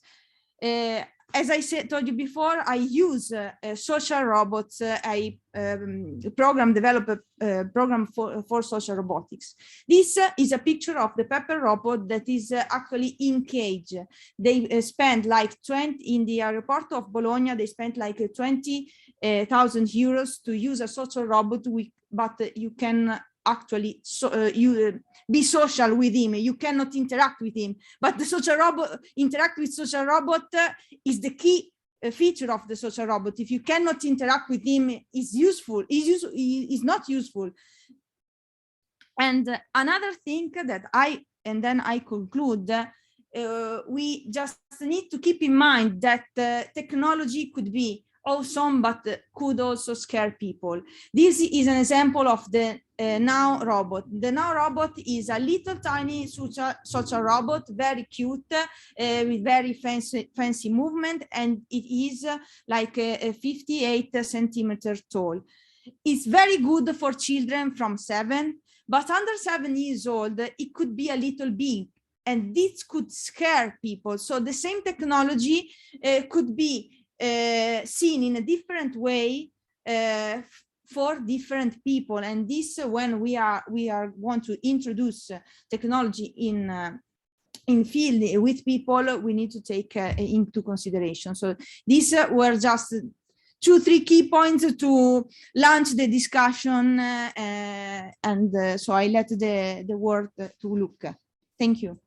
Thank you very much, Lisa. Thank you for fueling the debate, because I have a zillion number of questions based on your presentation. But let's maybe first turn to our mural. Evert-Jan, do you have questions for the speakers based on the mural?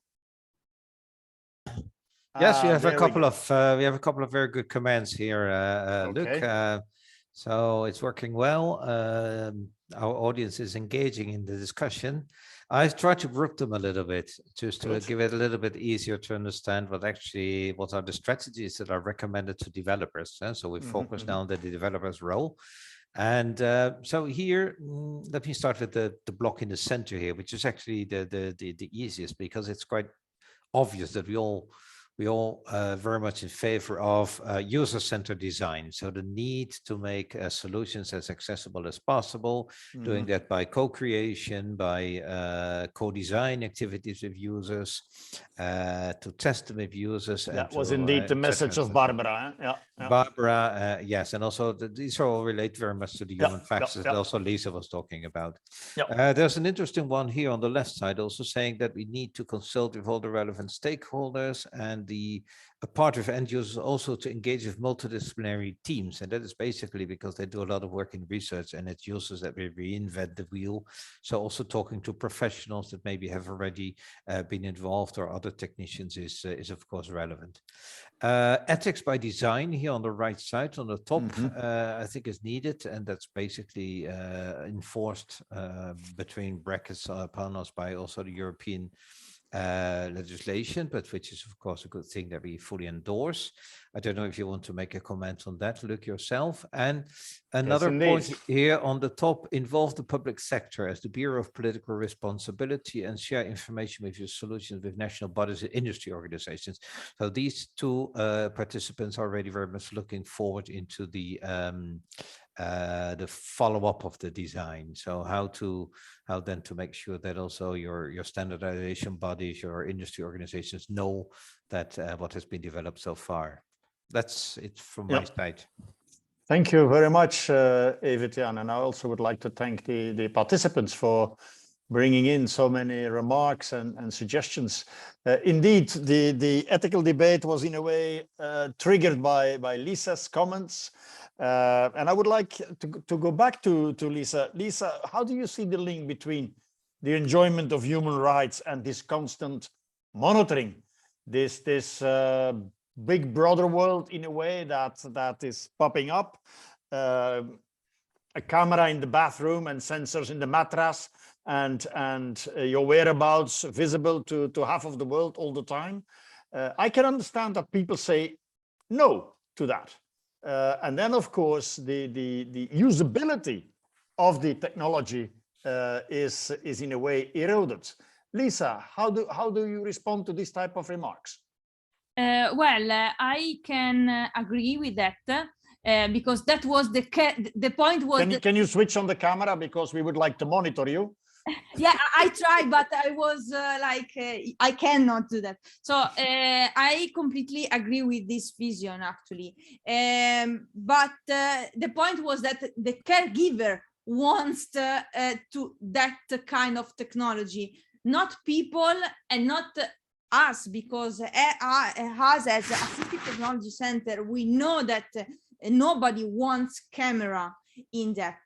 But in the last, I was in a project meeting last week. I have the opportunity to talk with other partners that working in with technology. And one point that was made to this objection, so no one wants to camera in bathroom, are very absurd, if I can say.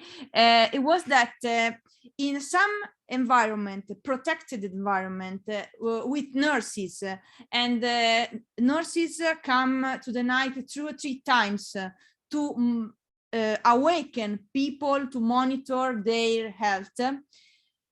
If the nurses could see people sleeping from the camera, they will want to awaken them. So in that particular situation, the elderly people prefer camera because they want to sleep. But I think that the final decision needs to be from the user side, not for the developer side or for the caregiver, because Absolutely. of course Yeah. the caregiver wants to control everything, but it's not his life, it's people's life. People has the right to decide if they want cameras or if they don't want camera, and even if they choose cameras, they need to choose who can see. Yeah, clear. Indeed, it is the user that should decide on this, and of course you can have an open and a constructive dialogue with users, but the final decision should be with the user and not with the professional, I think. And that is maybe something where we as sector has to work with the employees, with the care staff, to make sure that they embrace an empowering attitude. I would like to turn to Barbara. Barbara, how do you said, okay, the three key elements are user involvement, work with that first adapter, and then try to in a way explain the added value of what you implement, and that then would add to the quality of life of the user and the efficiency of the system, of the machinery. What is, according to you, the key success factor to make this triangle work? Please, Barbara. I think that the key success factor is actually user engagement. So when I talk about user engagement, I'm not just talking about the people that are using the system as part of the older community, for example, in Shapes. I'm also talking about the users overall, so the different stakeholders, and they also have something to say about the system. I was listening to your questions for Lisa with respect to the cameras, and for example, in Shapes, there is also technological solutions that have to be presented to allow a caregiver to understand whether the person has waken up during the night and has risen and gone to the bathroom without having to have cameras involved. So there is the possibility to explore technology in a way that it's not intrusive and that is ethically sound, having to capture exactly the same type of information. And we also have this type of embracements in terms of Shapes. So when I say that the user engagement is quite relevant, is the fact that we can also include the concerns of the users, of the older individuals that do not want to have a camera on their lives all the time, but also consider the fact that caregivers need to understand whether that person is waking a lot of times during the night or usually is, and if that waking time meant that they have to get out of bed and go to the kitchen to have a glass of water or just to the bathroom. So if we connect the different interests and needs of the different users, then we will be able to apply a digital solution that can actually engage all the users, and it facilitates the adoption. So this is my response to you with respect to the key element that is really important here. And I think that in terms of care professionals, people involved in medical support, doctors, I think, are very fast in adopting new technology, but then the nurses and the care staff struggle a bit more with it, also in seeing the different angles there. But how do you look at training and the equipping of the care staff with the right ideas, with the right approaches? How should that work, you think, Barbara? And I have the same question for Lisa, and then we go to the next panel. I think that the training is absolutely essential for people to understand that when change occurs, like I said, change is something that will occur naturally if you adopt a new digital solution. And whether it is for the processes or for the skills of the staff, they need to be equipped literally with new skills to enjoy and to take the most of benefit of the new technologies that they are adopting. So indeed, this is a key element with training information. Actually, is one of the elements that we have also set up in Shapes, is the fact that before the pilot actually takes place, we have engaged with users in a number of different activities. And this type of training has been conducted several times to ensure that when actually they have to adopt and use the technologies, they are no longer frightened or confused about what they have to do, and that they already have the expert skills to understand what to do in specific situation. And this applies for older people, for caregivers, and also care professionals that are involved in the pilots. Okay, thank you, Barbara. Lisa, can we monitor you again? Can I bring you in again? I need to ask to the organizer to do that. Oh, okay. But there you are. In the meantime, first maybe a more joking question. Why do you say that robot is cute? Cuteness of something is a very subjective element, no? Yeah, it is subjective, but when we study a lot of different robots, it appears that the robot I showed you before is one of the most accepted one for children and for the users. It has these social cues and this movement that are very similar to seem alive in some way, but is not like the Terminator one robot, is not like the scary one. So when I put the robot in a room and a lot of adults also come to see it, they are attracted. It seems like a big toy, an expensive toy. This is why. So when I think that the Terminator is cute, then I'm absolutely wrong. Yes, it is in the uncanny valley situation. Okay, good. So, Lisa, on a more serious note, how do you see how should we equip care professionals, support people with the right understanding of technology to make sure that they use technology in the right way and not in a sort of a controlling or manipulative way? I think that one of the most best strategy, but is just a personal opinion, is just to show caregiver technology and let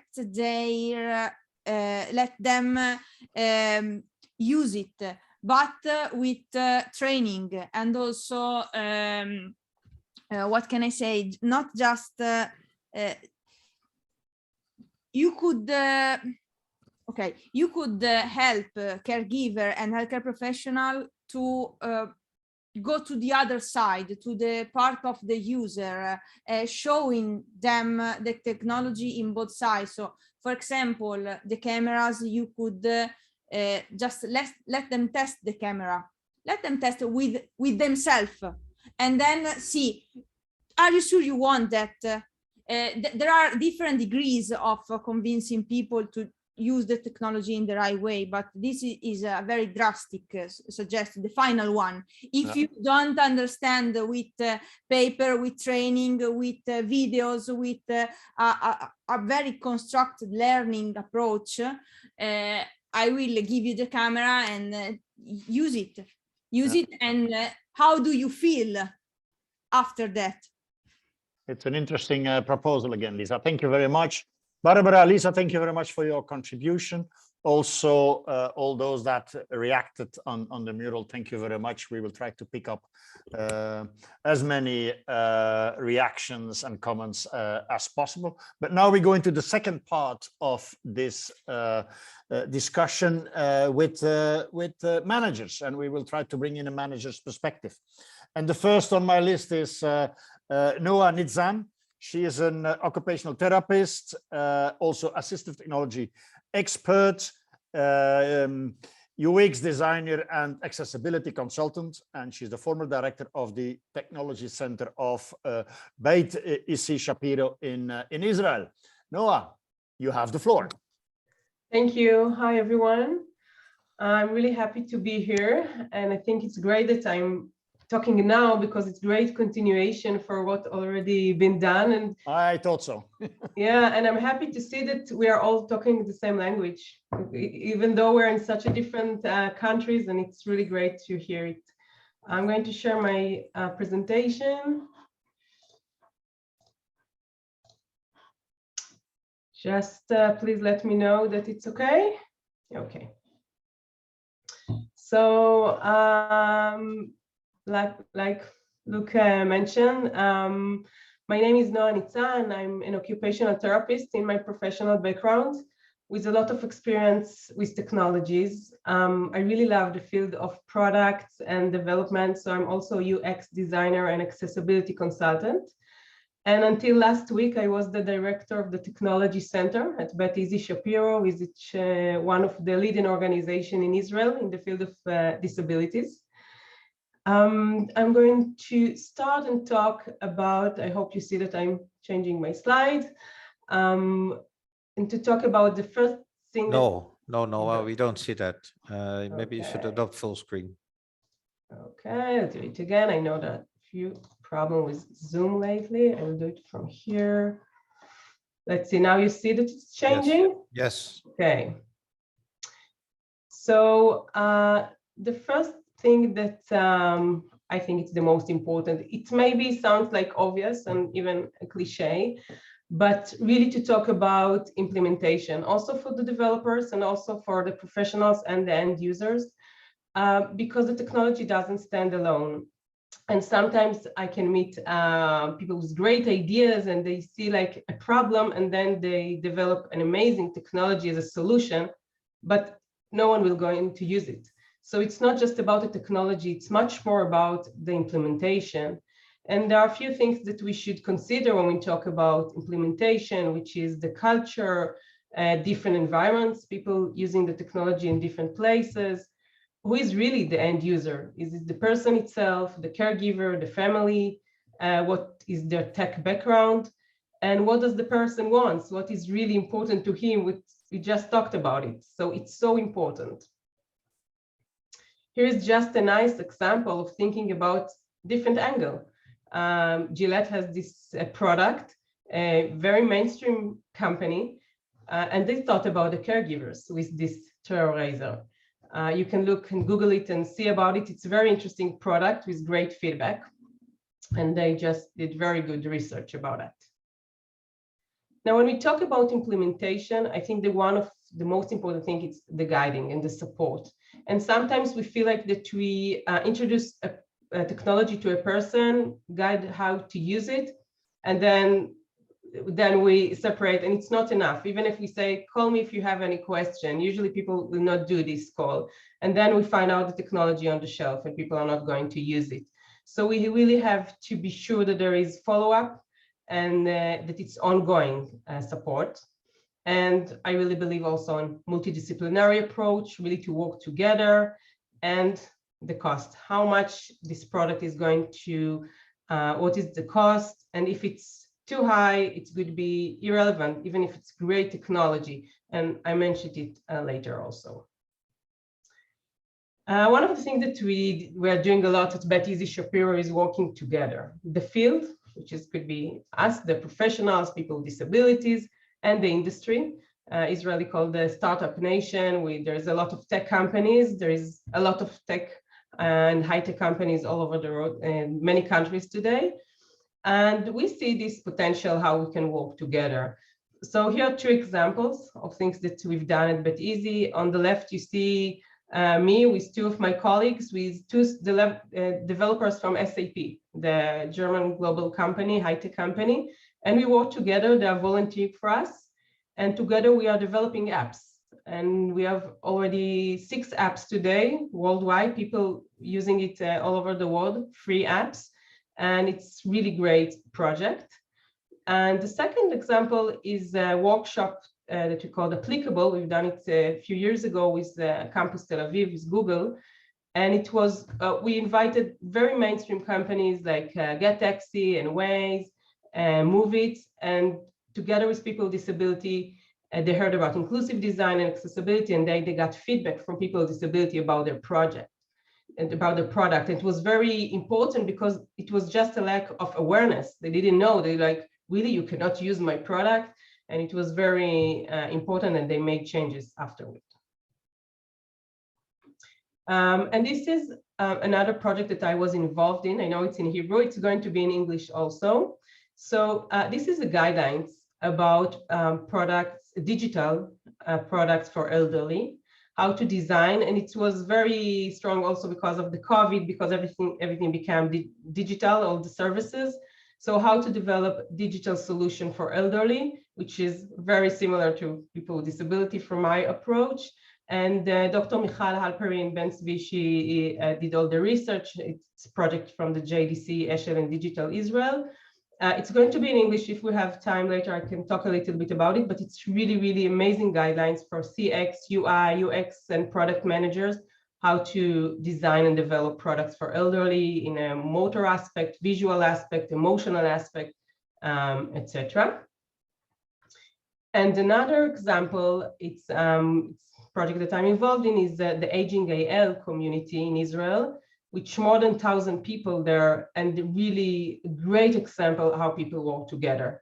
Elderly themselves, government, organization, developing product together, a lot of webinars and a lot of things going on there. Now, when we talk about challenges, so I think from the developer perspective, there are too many things that's happening in parallel. For example, people developing solution for elderly, and at the same time, another group of people developing solution for people with disabilities, which I think it's something that's very similar, but also inside the same field. People not aware for what other people do, etc. There is a lack of research. Many times when I talk to designer or developers, and they think they have the best idea, and then we realize that there is very small market, or that's not really a need for their product.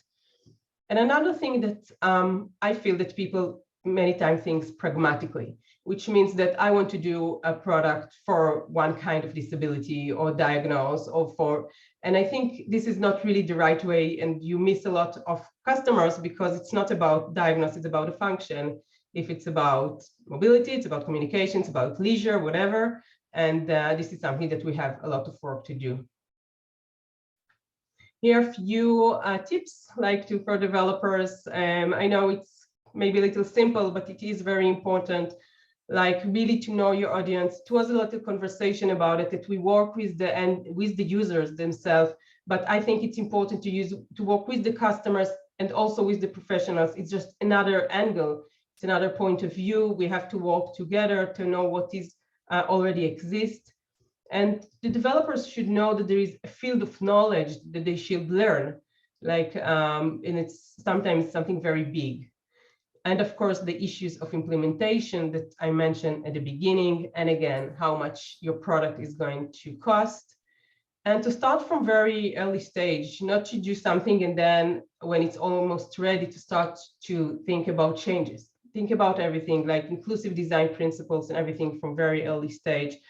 And for a person that really love inclusive design, really my advice to you is to use inclusive design principles as much as you can, to think about mainstream solution and good UX, and then your product will be the best for the widest audience as possible.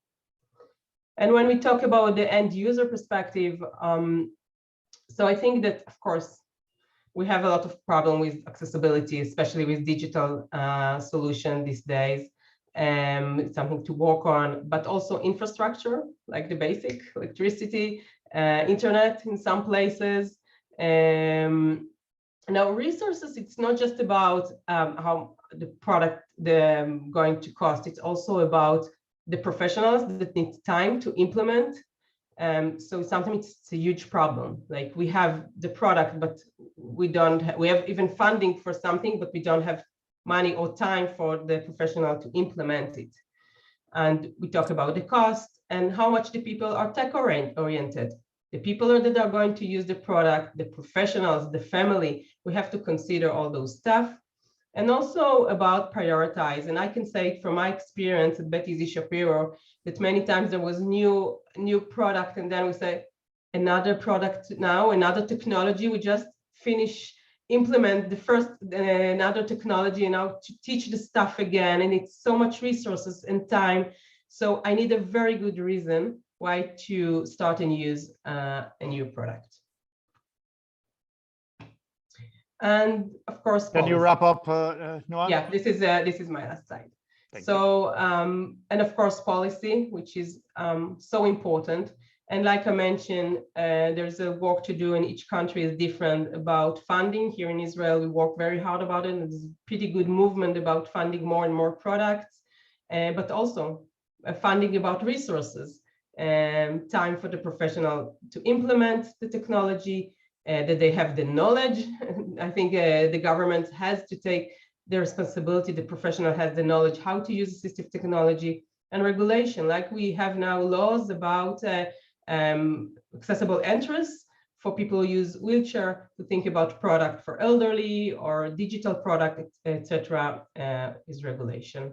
And this is something that I always, an image that I like, that we have to think about it as a whole perspective of accessibility, good user experience, and inclusive design. That's it. Thank you. Toda. Thank you. Here is my email address. If anyone wants to contact me, I'll be very happy to be in touch. Perfect. Thank you. And we might come back to you depending on the remarks we will see on the mural. Let's immediately go to our last speaker for this afternoon. It's with pleasure that I introduce Dr. Suzanne Martin. She is a senior researcher and innovation program manager at the Medicines Optimization Innovation Center. That is quite a mouthful. And that is a regional center hosted at the Northern Health and Social Care Trust in Northern Ireland. Please, Suzanne, you have the floor. Thank you, Lee. Good afternoon, everybody. Good afternoon. So I suppose, firstly, just to provide some context regarding who we are at MOIC and what we do.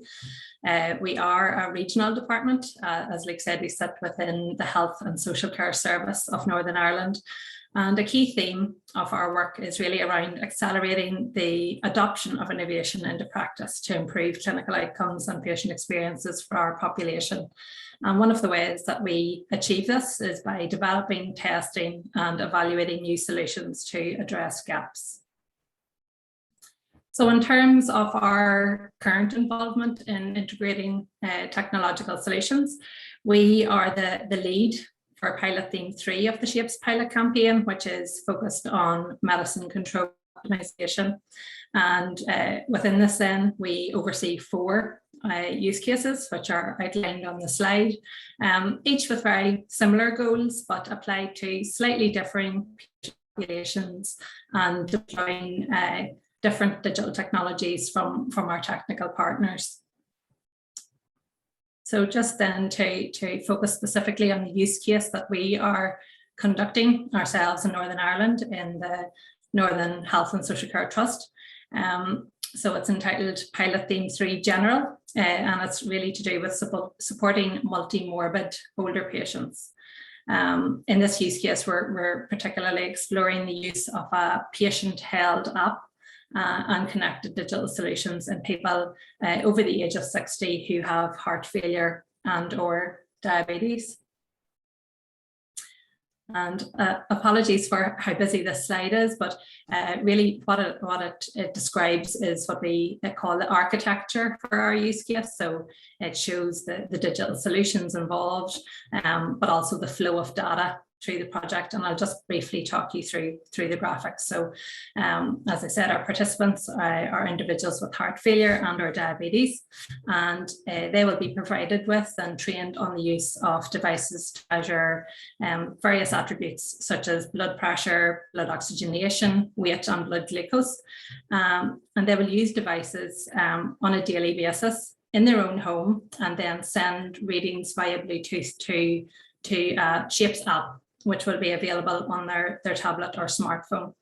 Participants will also be encouraged to complete surveys regarding daily symptoms, medication use within the app, and their medication regime will also be uploaded to the app for their ongoing review. So ultimately, participants are using the app to review their clinical information and to self-monitor their condition. Then the data that has been uploaded to the app is further transferred to the Shapes platform, where it's stored and made available to partners, authorized partners, who will be able to perform analysis on the data. Sonia had mentioned earlier, within our use case, data collected as will provide validation of a heart failure decompensation algorithm. So in future, this may be used to detect deterioration of an individual's condition. In addition, analysis will also help to generate personalized ranges for self-monitoring data. And all of this analysis then and data from the app is also available to ourselves as researchers. So really, I suppose we've been asked to focus today on particular challenges or factors that we have identified when implementing solutions. And I just want to cover the areas that I've highlighted on the slide. So firstly, buy-in, or I suppose lack of buy-in from clinical colleagues. So in the early stages of our project, we did hold discussions with clinicians, primarily consultants and specialist nurses, to determine their thoughts on the technological solution and its adoption. And feedback was very mixed. On one hand, we had quite keen interest from consultant colleagues, but we did meet with resistance from some specialist nurses. And I think it is to be expected when discussing any innovation or change. But we did explore it further. And the strong feeling from specialist nurses was that the adoption of digital solutions would lead to substantially increased workload for them, because they viewed themselves as the professionals who would ultimately have to be responsible for monitoring and acting on the data coming through from patients. And obviously it is a very valid concern. While the ambition for many technological solutions is that they will result in a reduction in, say, face-to-face consultations, it is likely that particularly in the early stages of implementation, additional resources could be required in terms of staff, and this does need to be taken into account. I think another key factor in addressing clinical buy-in is to be able to very clearly articulate to care professionals how the digital solution is just that, how it is a solution. So what problem is it addressing for professionals or for patients? As I do think there's a risk that sometimes we can become dazzled or overwhelmed sometimes by the functionalities within digital solutions, and we can lose sight of the core problem that at the end of the day we're trying to address. In terms of usability, so obviously this is really the focus of the work that we are doing in PT3 General, so exploring usability. But I think that even we underestimated the amount of effort that can be required in early stage usability testing. I think if we think about the adoption of digital solutions across various settings, not just healthcare, I think I would hazard a guess that in a lot of instances, services won't be able to commission a fully bespoke digital solution where they've been involved from the very initial design stages, as this is extremely costly in a lot of cases. So in a lot of instances, such as our project, it might be necessary to tailor existing digital solutions, say to a particular cohort of patients or to a particular care setting. And what we realized in our project is the substantial amount of time and effort required in tailoring solutions before we even get to the stage of trialing them with patients. To provide a specific example, one of the functionalities within our digital solution is to allow us to upload a patient's medication regime, but we had to tailor this quite extensively to enable us to upload medication information in a way that was meaningful for our participants in Northern Ireland, because as many of you may know, how patients are used to seeing their medication information, even as simple as units of measurement, will vary from country to country. So it's not something that can be generalizable. And just again to emphasize that depending on the changes in tailoring solutions, there can be quite substantial effort required, especially by technical partners. I think Barbara alluded to that earlier, in making the changes and tailoring solutions. And that does need to be factored in terms of time required for the adoption process and I suppose ultimately cost as well. So finally, in terms of governance issues, I think it's fair to say that maybe most of us don't underestimate how complex governance processes can be. But I think in terms of digital solutions, there definitely is an additional level of governance, particularly around data protection, that needs to be considered. The various approvals, I suppose, were required for our pilot, say, data protection impact assessments, data processing agreements with each of our technical providers. It really necessitated us to have a very thorough understanding of not only the flow of data, but how data was being processed and the duration of processing. And that's really within our, within our use case. It was a project. It had very defined timeframes, very specific arrangements regarding data flow and processing. So our approvals processes were probably more manageable, especially because we have very good support here within our department from colleagues from information governance, and ICT security, who we work with very closely. But if you can imagine, I suppose, the adoption of a solution by a care provider on a large scale basis, it will require a lot of work in ensuring governance processes are followed and necessary approvals granted. And I would suggest it's going to be very necessary to work closely with colleagues in departments such as information governance or procurement, or whatever aspect of governance that you're looking at to ensure compliance. So that is all from myself, a quick quiz through. Thank you. Thank you very much. Thank you, Susan, for your very clear ideas and for sharing some of the key issues we will have to deal with if we want to implement and further upscale things in the care and in the health sector. Back to Evert-Jan. Evert-Jan, what do you have on your wall? What do you have on the mural? Okay, I'm going to share my screen, Luc. Again, we have a couple of very good comments here, very interesting. And I have to say that the attention for the end user is still predominant, which is good, I suppose.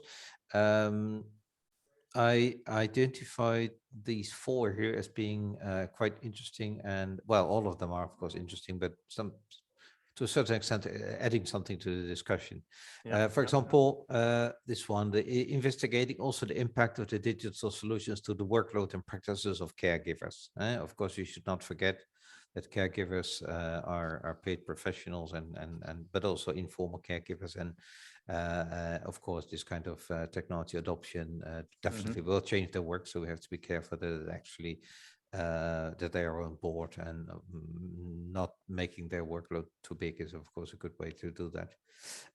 Ensure supported decision making for persons with disabilities when they are choosing the services or need help. Again, this is about the end user, but that idea that maybe some people need a little bit of help in being able to make decisions around how this technology could best work out for them, I think was an interesting perspective. It closely connects to this subject's rights, so the data subject's rights, so the rights of the people that are actually is monitored or the subject of the data collection. And that is, I found the word here, the right to be forgotten. Yes, absolutely essential. I think it's right to be to opt out, but also to have that possibility to not only to oversee your data and to have the possibility to rectify and et cetera, but also not to participate and to be forgotten. And also this last one, I think, I don't know if I understand it right, but it says the need to balance individualization technology with population level needs. I interpret that a little bit like, okay, we need to individualize and personalize, but at the same time, we also need to find solutions that actually meet the needs of larger groups of the population. Otherwise, it will become, it will remain very, very expensive. And in my view, the solution there is universal design, so that we make technology that is just actually coming and meeting the needs of a large group of people, but still have accessibility features covered, or options to personalize it further. But anyway, it's a bit what Noah stated as well, as saying that there is a risk in going in too small niches, that you produce something which becomes so expensive and so specific that that it is not affordable anymore, or the affordability in a way is at risk. Interesting remarks, please. And maybe the last one, Luc, which I found also very close to my heart, is to change the narrative. So the older people should not be perceived as just vulnerable and weak, no decision power, but as empowered, that are fully in control of the whole operation. So I think we should never forget that. Yeah, absolutely clear. Thank you very much, and thanks to everybody for contributing to the debate. I assume, Evert-Jan, that the mural will be available to all participants afterwards, so that everybody can benefit from the discussion that started there. We still have time for a few questions and remarks, and I would like to start with Noah. You made, I think, a very important point by saying there should be ongoing support. The support should not stop when the product is delivered, and then assume that it is plug and play and the people will do what is needed. You're absolutely right. Quite often products then end up somewhere in a corner in the room or on a shelf, and a very frustrated user goes on the market and tries to find something better. But isn't there the problem that in the price setting of the products, this ongoing support is not calculated in? It is not part of the budget. So how can you in the long term avoid this risk of not having the resources to provide ongoing support? Okay, first of all, it's about the companies, but it's also about the professionals that many times work with people, with the elderly, people with disability, and they have to keep it in their mind that they have to do the follow-up all the time. It's not just in the stage of the assessment and the time that you recommend technology. It's not just about the first time, like you said, plug and go. And about developers, I know companies that it was their mistakes, and it wasn't just, it was about awareness. They told me they have a contact number, they can call me, and they have a call center and everything. They have the people, they have even professionals that work that they could do it, but they didn't thought about it. They said, okay, they were so they're in love with their product, you know, and they say it's just an amazing product. They give it to the people and they're sure that that's it. Now the person has the product, everything is great. And they have to understand that it's not so easy to start to use it. So I think that in those kinds of products, which are, let's say, assistive technology or whatever, the company has to understand that if they want people to use it, they have to think about it depends on the product, of course. There are some products that are easier to use, but some that are more complicated, and they have to take it into their account. I'm not sure that it has to be so expensive. It's more about, I think, the awareness. They can find solution how to do the follow-up. From my experience, it was much more about the awareness, to understand from a professional side that it's not just the first time. No, not just dumping the technology on the people, be it the user, be it the care professional. Exactly. One of the post-its on the mural, and Evert-Jan made it very, very visible, I think, said something about the workload for the caregivers. How does that resonate with your discourse? Yeah, it's what I meant before when I said that we have to prioritize, like, and it happens many times. I mean, it's not that every day we can get a new technology and use it. It's hard for our staff. Some of our staff are not so technological, and we have to make decision if we can implement it now. We can teach the staff, and so it has to worth it. And I think that the professional that we were, the caregiver, they have to be part of the decisions and to understand why this technology is important, to really understand why we should use it. And I have to say that from our side, sometimes it's really too much because people want us to use new things all the time and even to do better side. And sometimes it's too much for us when we're working with people and we have such a busy day to try new technology all the time. So we have to make those decisions which are really worth it and to work together. But I think what is very important is to work together and not separate. And when we work together with the industry, things getting better. They understand our daily and we understand their point of view. Lisa, I would like to come back to you with this question on ongoing support. You are a developer. How can developers, in a way, build it in? Are you still with us, Lisa? Yes, she is. Yes, I am. Could you repeat the question? Sorry. Well, how do you see this ongoing support, the support that not should stop when the product is delivered, but also a sort of an ongoing support that facilitates implementation? Can you build that in as a developer? It depends, of course, by the team and by the structure of the project. For AIAS, for example, is a continuous co-design. So there is always an ongoing support because when we just deliver is just the first trial of the test. And so we can support them with discovering bugs, discovering issues, discovering features that we thought that in the first co-design was okay and then aren't anymore. So of course, in small team is possible. If I think about, for example, Amazon or Google, I think it would be much difficult because they are very big player and they do a lot of study, but I don't think there is the ongoing support coming from the developer, because the developer develops and there is a much more indicated figure, much more expert about user-centered design and so on that could lead in some way this ongoing support. Yeah. Okay. Thank you. I would like to turn to Suzanne now. Suzanne, you made a very interesting point. It was the last point actually on your last slide. Are you still with us, Suzanne? I am. Yeah. Perfect. Suzanne, you said we should keep in mind that the governance is complex, and when you want to implement technology, new technological approaches, devices, systems, methods, that the governance becomes even more complex. But how can you make sure that that is embedded in the wider governance of an organization? Because quite often, well, the general manager might not be so keen on using technology and on the implementation of new approaches and new methods. How can you make sure that this data protection element, that this digital awareness, so to say, is part of the wider governance?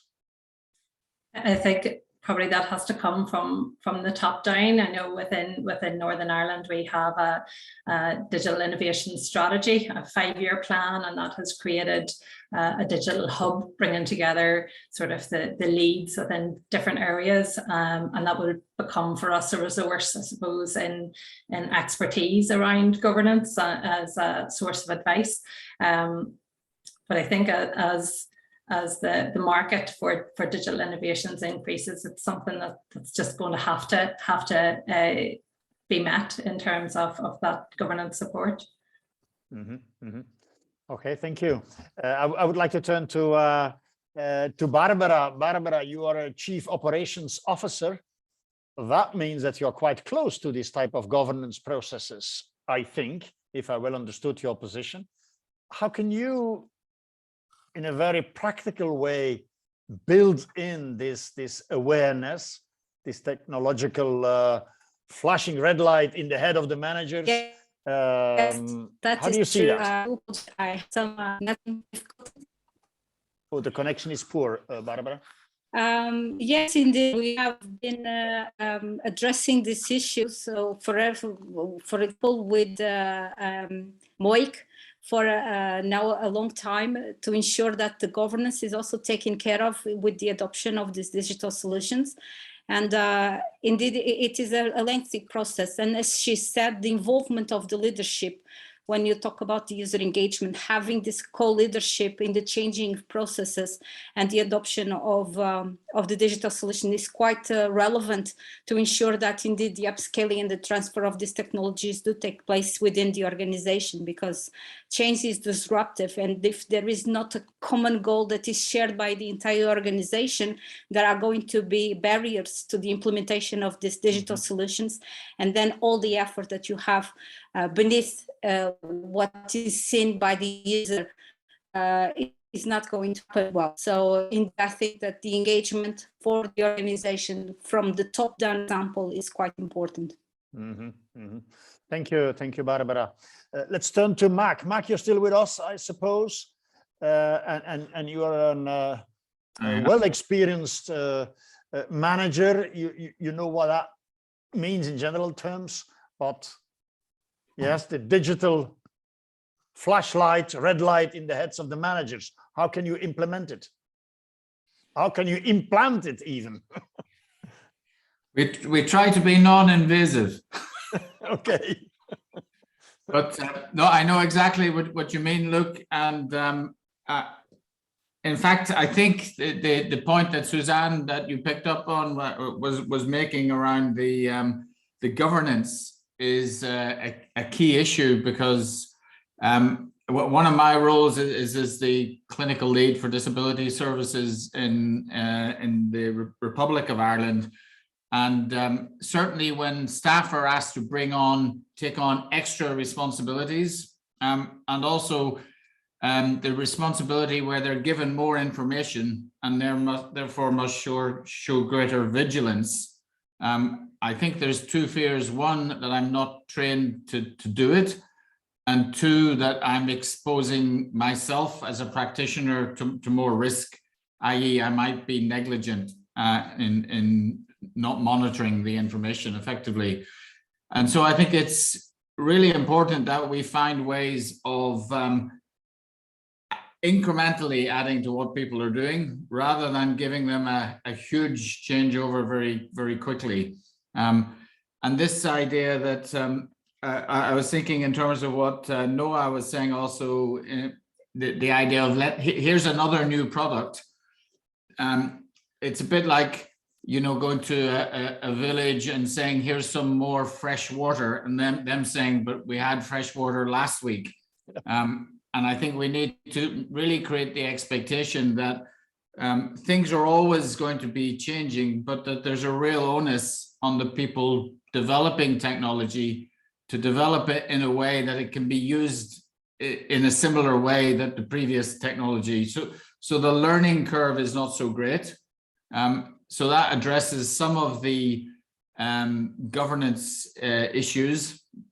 But for me, the flashing light, as you say, will also become very important in terms of who is in charge of things. And we're all using this very nice word, empowerment.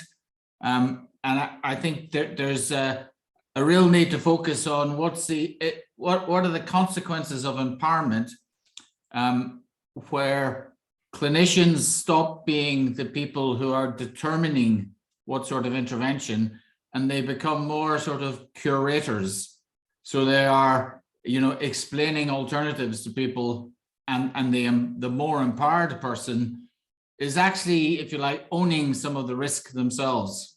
And there you will have some people who love that opportunity, and you will have others who say, no, I just want to be told by my occupational therapist or my physiotherapist or whatever, you know, what I should do to address this problem. So I think there's going to be lots of flashing lights in terms of the type of technology, the pragmatism of it linking into processes people are already using, and then the shift of power. Yeah. Thank you very much. Mac, for this contribution, and you might come back in a minute or five with your general conclusions of this workshop. I'm going to wrap up the interactive part here by thanking the different speakers, Barbara, Lisa, Noah, and Suzanne. Thank you very much for your very interesting contribution to this debate. It was a pleasure working with you, and I really hope that also for the participants, this was an enriching afternoon and an enriching experience. My own conclusions, if I may, and then I hand over to the organizers, to Mac and Evert-Jan.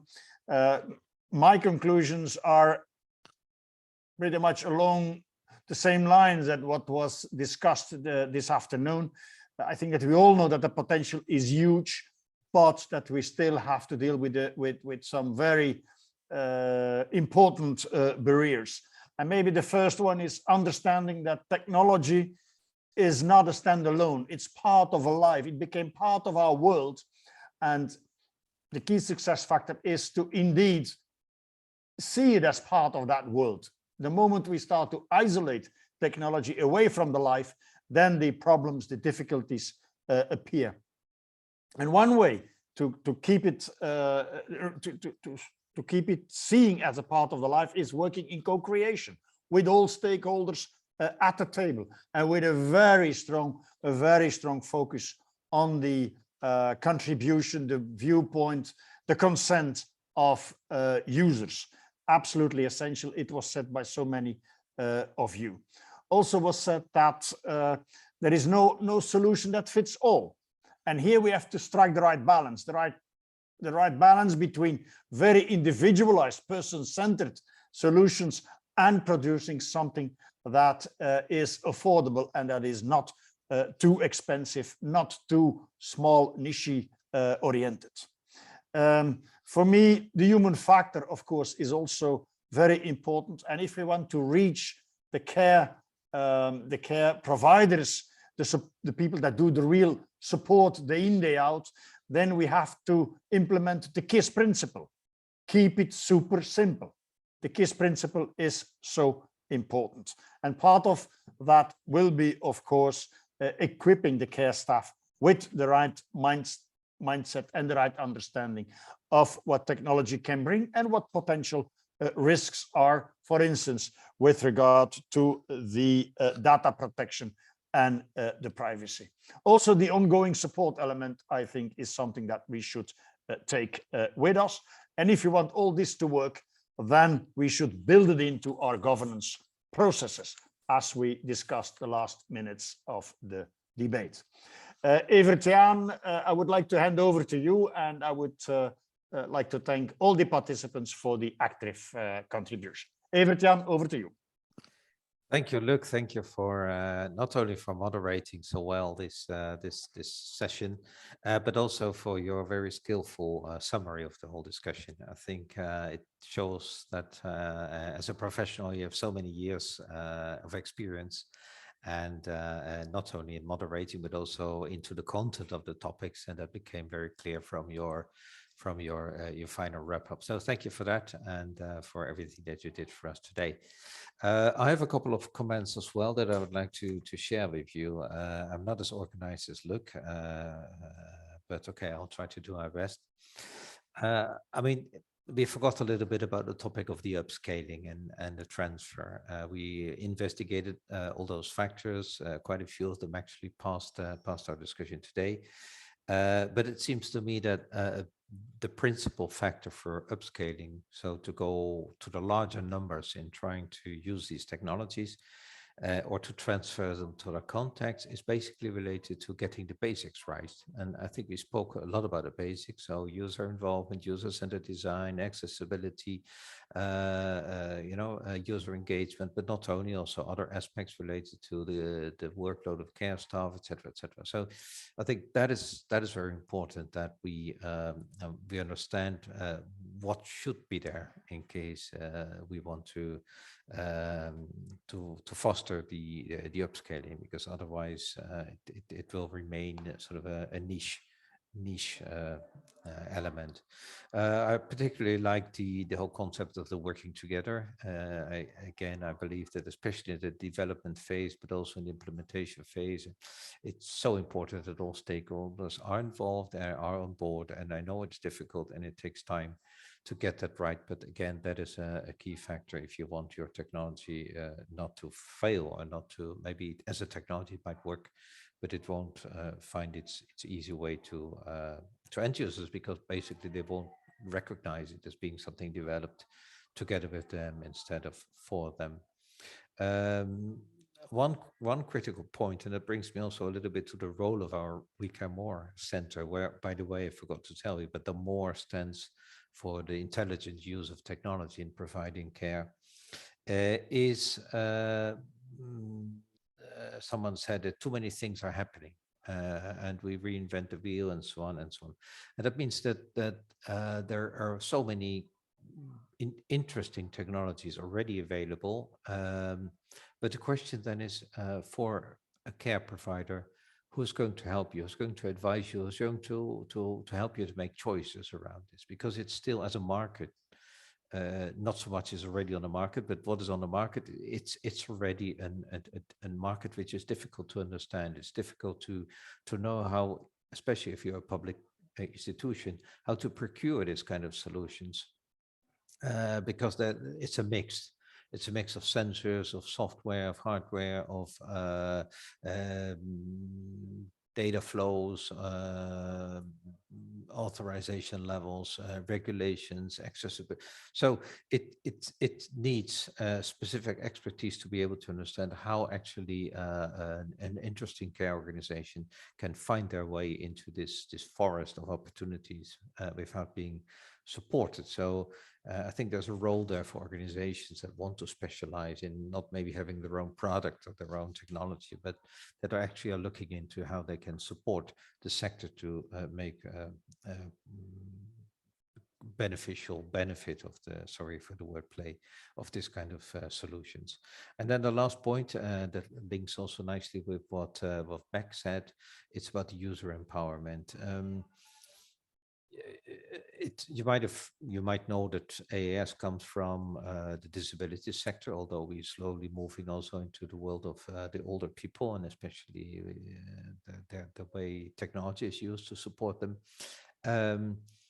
What we've seen in the disability movement is that there has been a big paradigm change in the way disability is change in the way disability is perceived, from a medical model towards a more social model, towards a more rights-based model.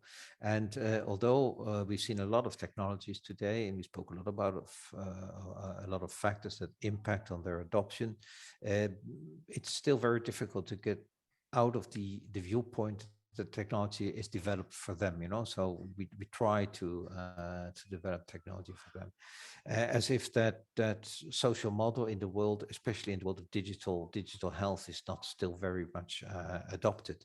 And of course that links to user-led design or user-led processes, governance, etc., etc. But I think there's still a lot of work to do there, because in the end, most of the people we speak and we talk to and we work with are clinical professionals, and with all respect and with all the appreciation for their work, sometimes they lack a little bit of that specific social perspective on how the people they try to support actually could be further supported in a more integrated way. That was my wrap up. I hand over to Mac. Mac, do you want to say something before I thank everybody for their involvement? You have 2 minutes. Yeah, I'm happy to. So I have learned a new acronym in terms of keep it super simple, KISS. So I wasn't expecting it to be such a seductive webinar, but building on the seductive metaphor, I think the attractiveness of using very sophisticated technology to address some really fundamental human difficulties is is very strong. And for me, this is one of our great powers and opportunities, but also one of the great problems. And I really like this idea of keep it super simple. There's another acronym which you might know, the JEEP, which was the the original American JEEP, which was designed with the idea of using just enough essential parts. And of course, the idea of doing this was that you would have a technology, in this case, a four-wheel drive, which would be, resilient in terms of different environments. And I think that's something, we have to balance the attractiveness and the excitement of using very high-tech solutions with individuals with actually having a system that's relatively easy for a lot of different stakeholders to use. I'm often struck by how we describe ourselves as using technology or being technology companies. And it's about 70 years ago in Ireland when electricity was introduced to households. And people used to say, we use electricity. And I think it won't be long before when we say we're a technology company, people say, well, of course you are, and you use electricity. So I think what's going to become really interesting is seeing how in future we fold all these things into really supportive systems for people. And that is, of course, what we're trying to do in SHAPE. So I think there's been some really good discussion. I've learned a lot, and certainly look forward to next steps. And thanks to everyone involved in setting this up, not least, of course, yourself, Luke, and all your AIAS and CareMore colleagues as well. Thank you, Mac, for that. I also thank the interpreters and the people that provided the captioning, and thank you for your work. Thanks to all participants for your active participation also in the mural. We'll definitely keep that and bring that all together in a sort of a report, which will be available on the website of the SHAPES project. And I would like to thank Valentina and Sophia, who so skillfully supported us in managing this webinar. It was for the first time actually that we did it so big with this format of Zoom. So it was a little bit looking for how to do it, but I think we managed. So thank you very much. And I still wish you a very nice evening. Thank you. Thank you. Bye-bye. Thank you. Bye.